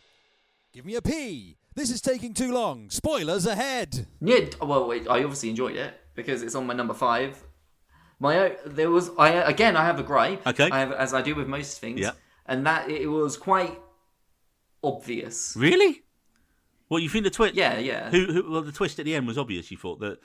Yeah. No, I didn't think it was at all. Yeah, I mean, it was obvious misdirection with the bloke, and it was obvious that she's the only other elderly character in the film, and it's a woman, and it was so obvious that it was going to be right. So what you're saying is, you first time watch, you knew that Terence Stamp's character.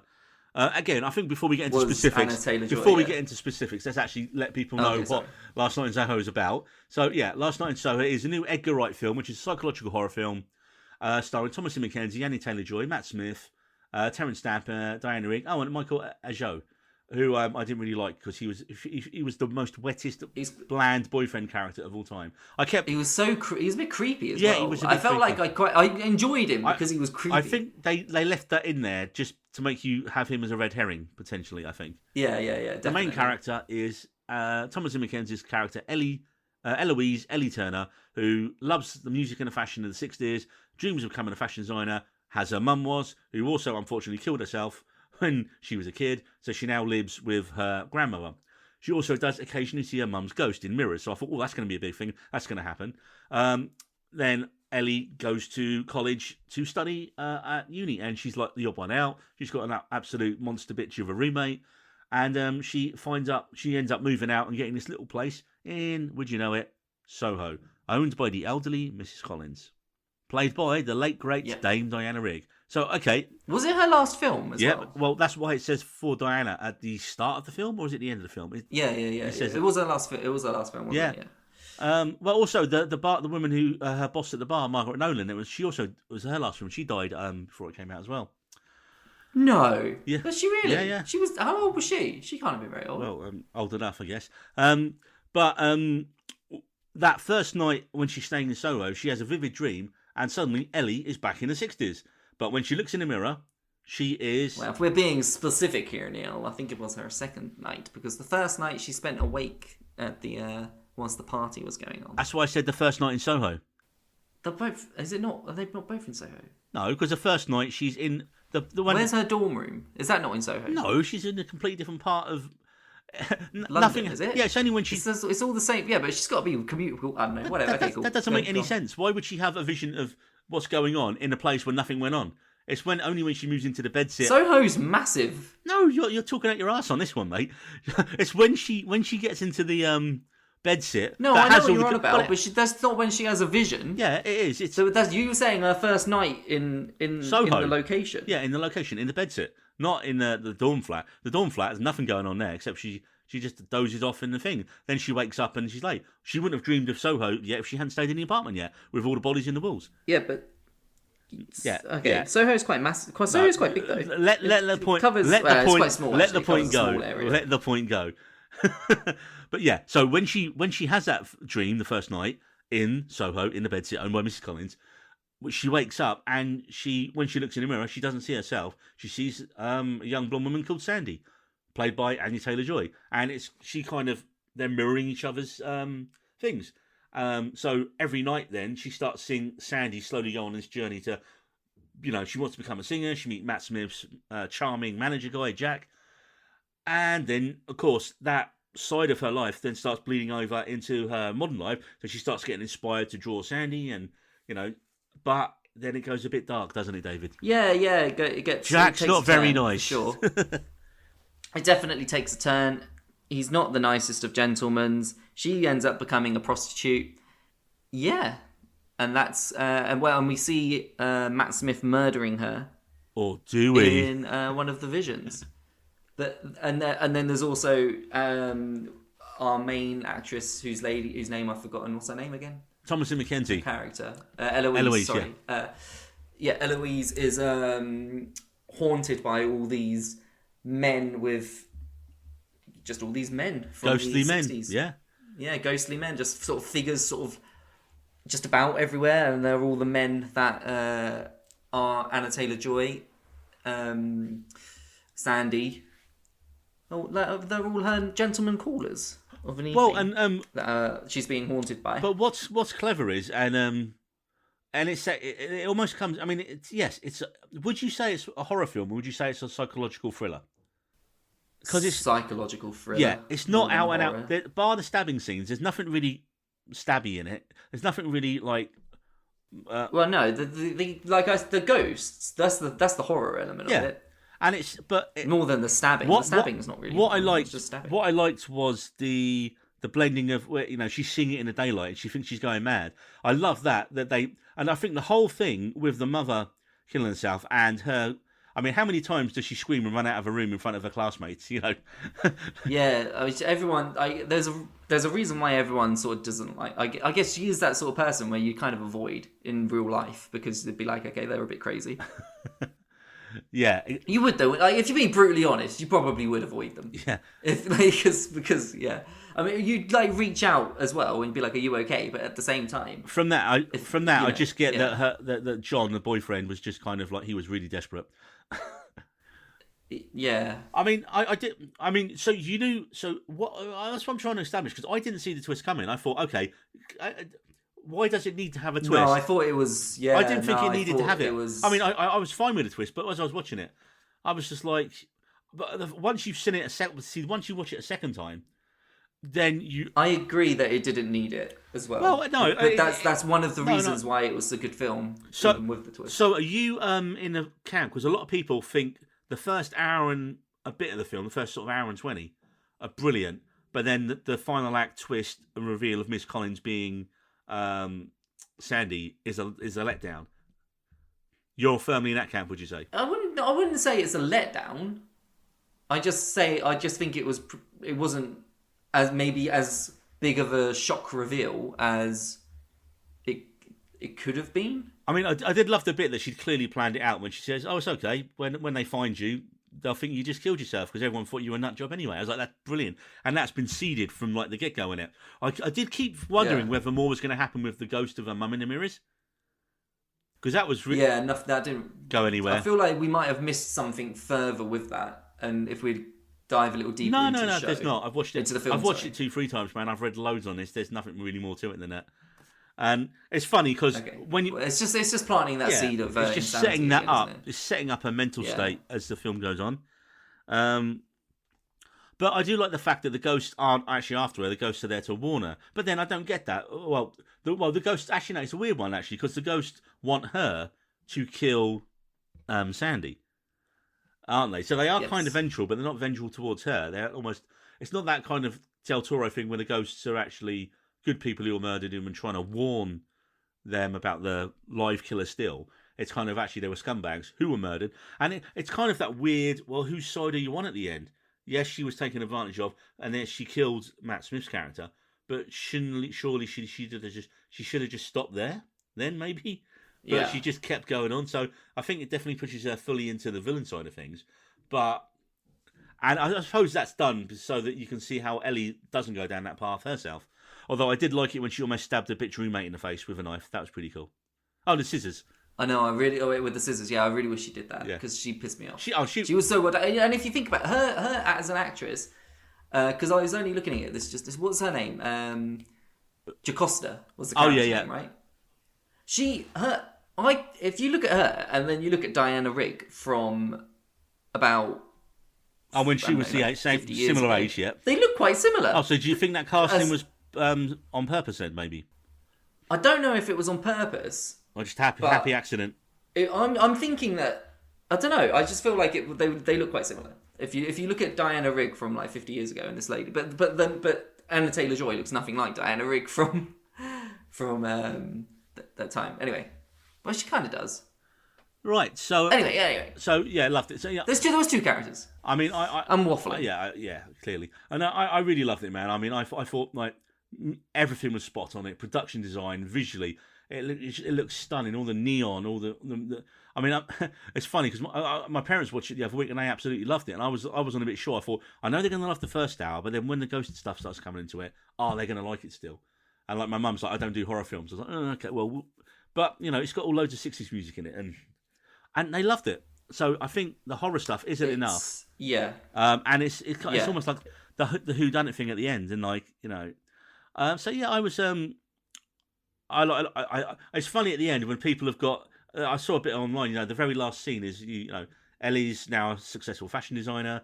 She has her show with her grandmother and John, and then she sees her mum in the thing, and she gives her she sees her mum smiling, and she's like, "Oh, nice ending." And then you see Sandy there, who waves it, and everyone's like, "Oh, there's going to be a sequel." There's like, no, it's just a cool bit to put on the end, isn't it? I don't you can't read anything more into it than it's just a cool shot to end the film on, right? Well, can you read it? No, you can't. It's just a cool shot to end the film. Well, but can you, Neil? No. You can say, can you? It's an ambiguous ending. That's the whole point.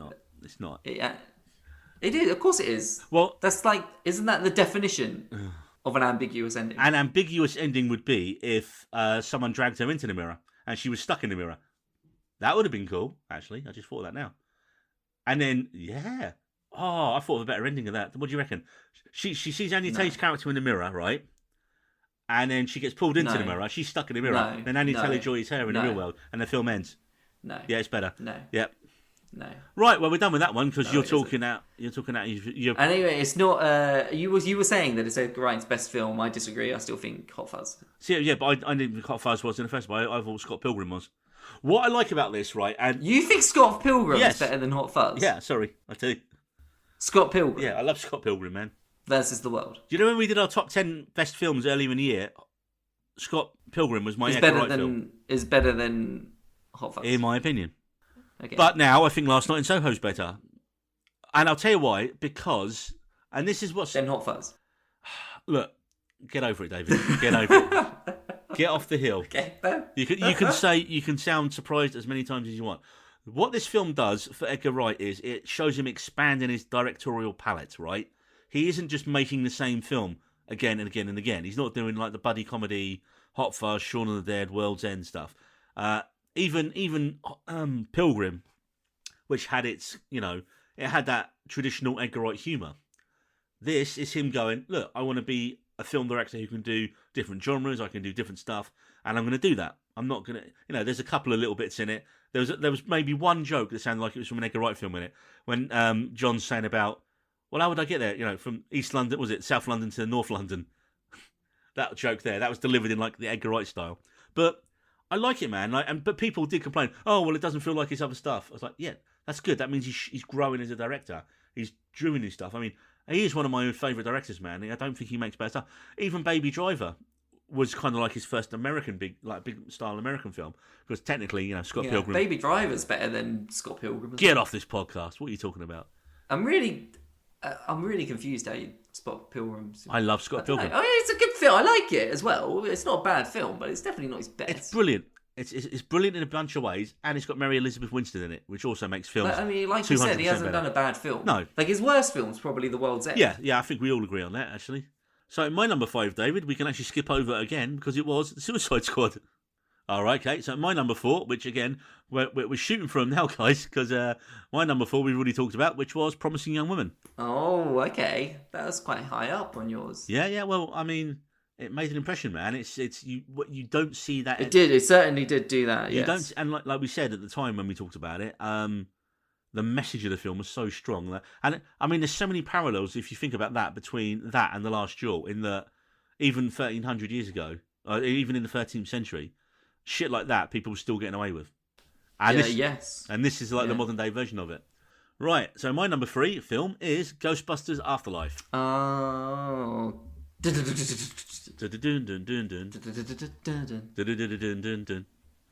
Yeah, again, absolutely loved it, man. As I said on the last podcast, it wipes the slate clean from the 2016 film, which again we've talked about that so much. We don't need to talk about it. We don't need to talk about it again. What I would say is where people were worried about like it being YA'd and oh no, they're bringing kids from Stranger Things into it. Actually, probably the weakest thing in the film is the kid from Stranger Things. It's just character. You honestly didn't really need him in it. I mean, the main kid, Phoebe Spengler, played by McKenna Grace, is brilliant. And her mate, Logan Kim, as Podcast. Is he Egon's granddaughter, isn't it? Yeah, Egon's granddaughter. The adults are great in it. Carrie Coon, who plays her mum, Callie Spengler. And she doesn't really know her dad. And Paul Rudd, I forgot Paul Rudd's character name. Gary Gruberson, the substitute summer school science teacher. And was because I remember from the one thing I wanted to ask you actually about this film, because I wasn't sure of Paul Rudd's relationship with the mum. He's trying to bang her. Okay. Cool. And what I like about he's not, because I thought that there was a father figure. I thought he could have been stepdad sort of thing already. But no. He's new. He's new in the film. He's a summer school teacher, and he's only taken the job because he's like a scientific expertise in seismology, and you find he's a fan of the original Ghostbusters, which is funny because he doesn't actually know that the girl is Egon's daughter. And he makes some spectacular fuck ups in it as well, man. You're like, you're supposed to be a scientist, man, and some of the shit he does, you're like, okay, let's run away. There's a bit where they do something bad and he runs away and he goes, hey, you're an adult, and he goes, yeah, and as an adult I'm liable, let's run. I mean, I love Paul Rudd. Yeah, there's stuff you can't really. Paul Rudd is brilliant in everything he's in, man. But I forgot the character name. I think he won Best Looking Man of the Year again. Yeah. But what this does is, and you said, when it brings back the original Ghostbusters, which you all know it happens, they don't overshadow the main cast in the new film, and it's just done in the right reverential way. Some of the really bad reviews of this film have said, "Oh, it's just fan service, and it's just retreading the first film. It's just fan service. Yeah. Like, that's a bad thing. Exactly. Well, it is when it's done badly. I guess being just fan service. Well, I think some of the reviews have said, look, it's bad because it's just absolutely on purpose ticking off a list of stuff to get people who are fans of the original to buy into the new one. And it's like it's just there to make money. That's the bad version of it. But what I think pushes this film past that and what makes it work for me on the emotional level is because Harold Ramis passed away before they actually got around to doing this. And if you know that in Ramis and Bill Murray were really good mates, and then they had a big falling out when they were working on Groundhog Day together, and they didn't speak until years later when Ramis was on his deathbed, where they buried the hatchet. But obviously with him, I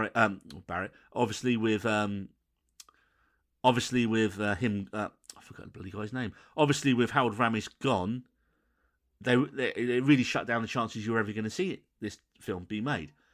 And the whole film is a tribute to Harold Ramis. There's loads of original footage from the first film in it. There's loads of other. What's good is when they move the family and the grandkids and the daughter, they move into his old abandoned farmhouse in the middle of nowhere, and it's like a treasure hunt. She finds a ghost trap somewhere, and she finds a PKE meter. Her brother Trevor, by Stranger Things, he finds the car. And as the film goes on, it's ticking off all the things. But it's done in such a reverential way. And yes, some people say, oh, well, it's not as funny as the first one. It doesn't have to be funny if its heart's in the right place.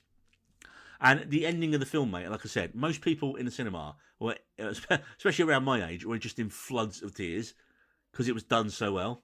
Like, people were just like, ah. And any film that does that,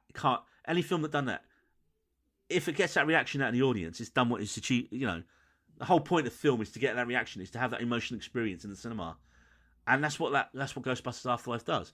And for everyone moaning about, it wipes away, the women's film and all that, the main character is a teenage girl, and she's the best Ghostbuster in the whole film, and everyone wants to see more of her in, hopefully, an ongoing film, an ongoing series, because you do have post-credit sequences, David. One that's just a typical... Oh, God. It's bringing in the post-credit sequences. They have two, mate. They've gone full Marvel. And the first one is... Oh, dear. The first one is your typical throwaway scene. But it's a nice inversion of an original scene from the first film, which is nice.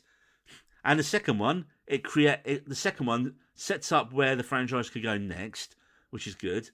And it also rehabs one of the most poorly served characters from the original film. And that's all I'll say. Number 2, we can skip for me because my number 2 was Last Night in Soho, which I think we've talked enough about. Nice. So here we are. Number 1, Neil. Number 1.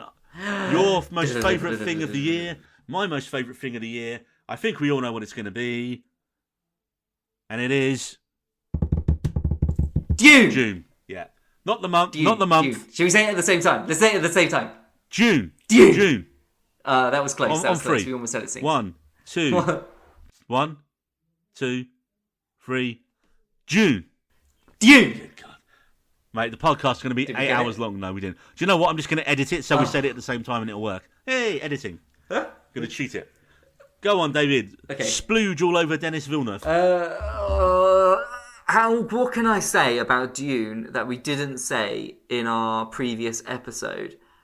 About how it was perfectly... Perfect. How it transported you to a whole new world, the world of Arrakis, where spice is the currency of life, essentially. And the interpolitical landscape that's going on, the battles of the Harkonnens. And the Atreides. And the Atreides. And remember, David, he who controls the spice controls the universe. Controls the universe. And remember, fear is the mind killer. It was honest. If I was making a top 10 all-time list again, this would be right up there for me. Ooh. Is how much I enjoy. Although I have only seen it the one time. Yeah. But my enjoyment levels from that one time were fucking right up there. It was the immersion of, but you felt like you were fucking there, and the worms. How they visualized the worms were as good as what you can imagine reading the book.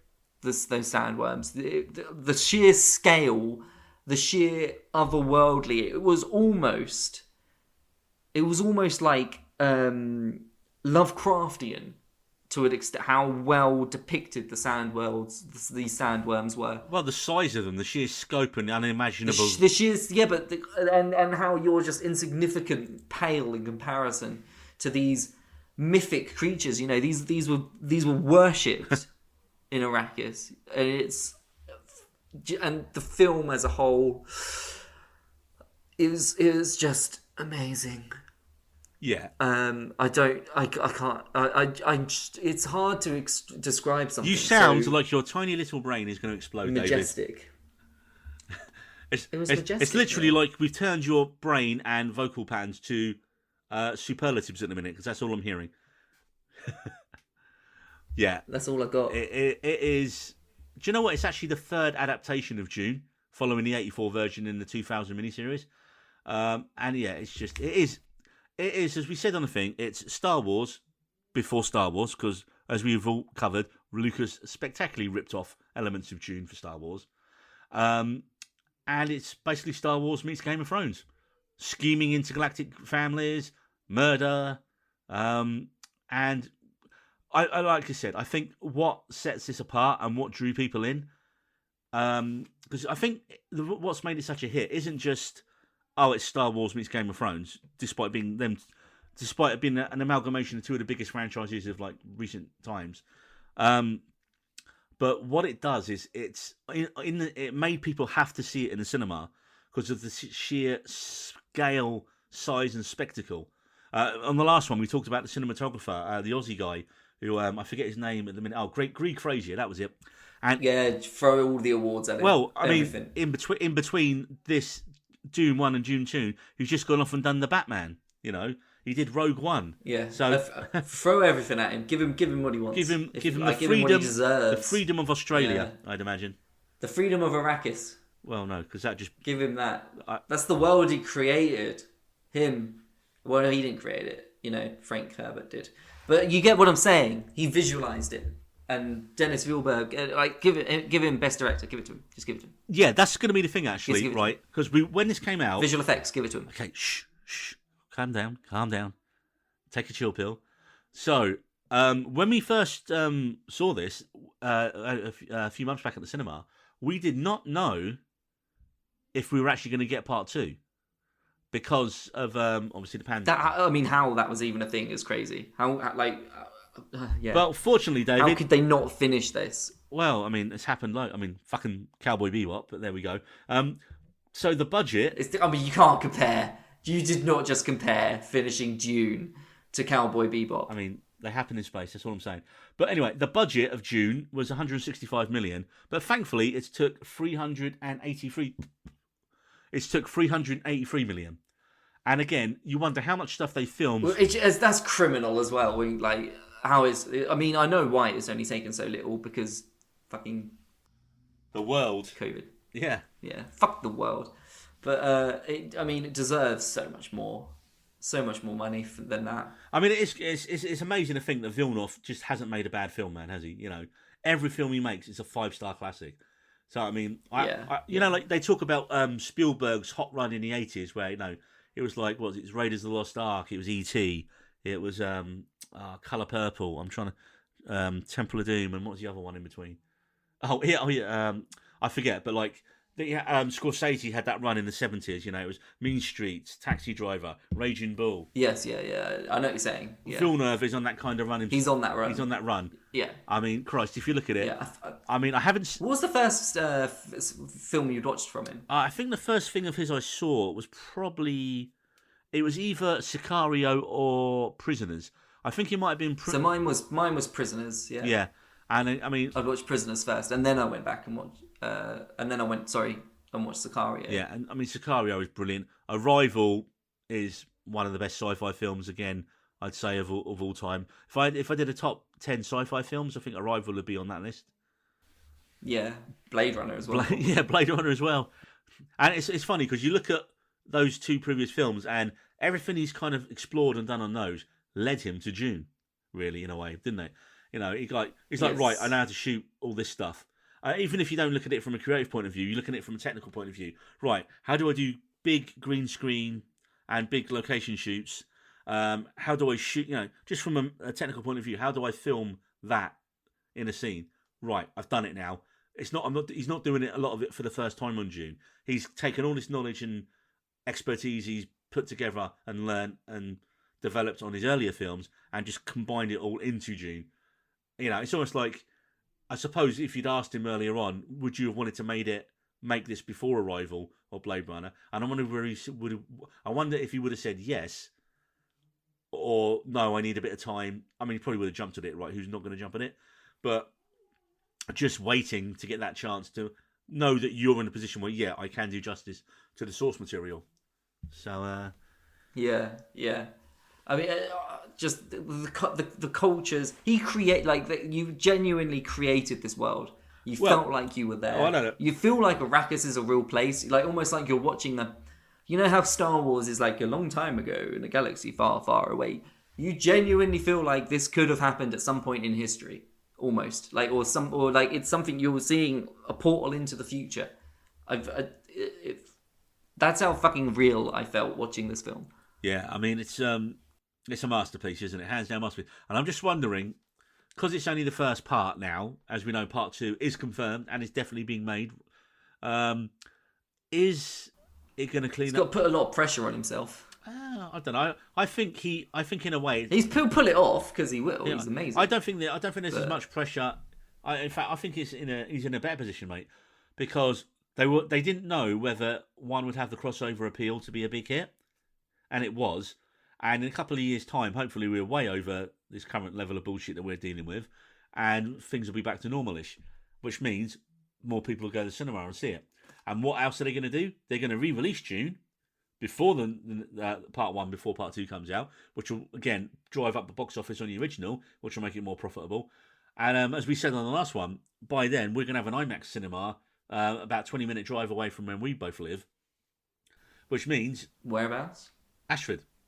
Ashford's getting IMAX, is it? We talked about this on another pod, mate. Literally, did we? I told you, and we. You know when we reviewed, it does ring a bell now. When we reviewed Dune on the actual episode, and I said, okay, cool. And, you know, I've got a bad memory. God. Goldfish didn't cut it in half. Goldfish doesn't even come close, mate. Yeah, we said at the time, and now it's confirmed because I've just been googling. Well, I googled beforehand. I pre-googled, if you will. Dune Part 2 is confirmed with a planned release for October 2023. Amazing. It's in pre-production at the moment, isn't it? Yeah. And like you say, by the time that comes out, you know they're going to re-release 1, so you and me will both be able to go and see Part 1 and Part 2 back to back in IMAX. Yes. Yeah. Oh, it's going to be a good day. I mean, that's all that we have to stay alive for the next 2 years, David, is just to see Dune Part 2 in IMAX. That's it. Call it a day after that. Yeah. Pop me in one of those booths from Futurama. I'm done after that.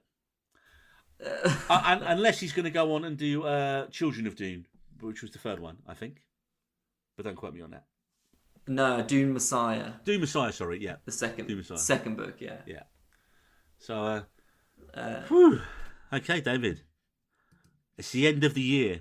We have done 26 podcasts this year from after starting in February. So we haven't actually done a full year yet. But I know. This has gone on for nearly 3 hours. We are almost up to Empire Magazine. We started at like 9:15. It's now 12:23. Yeah. We are up to Empire Magazine spoiler levels. Let me start again. We are up to Empire Magazine's Mission Impossible spoiler podcast levels of length here.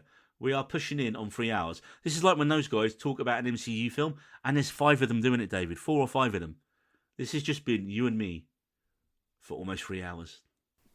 I know. I don't know if that's a good thing. Well, I'm so sorry to anybody that's still there. If you're still there, can we just say, I'm sure you by now have drunk the rest of your Christmas alcohol.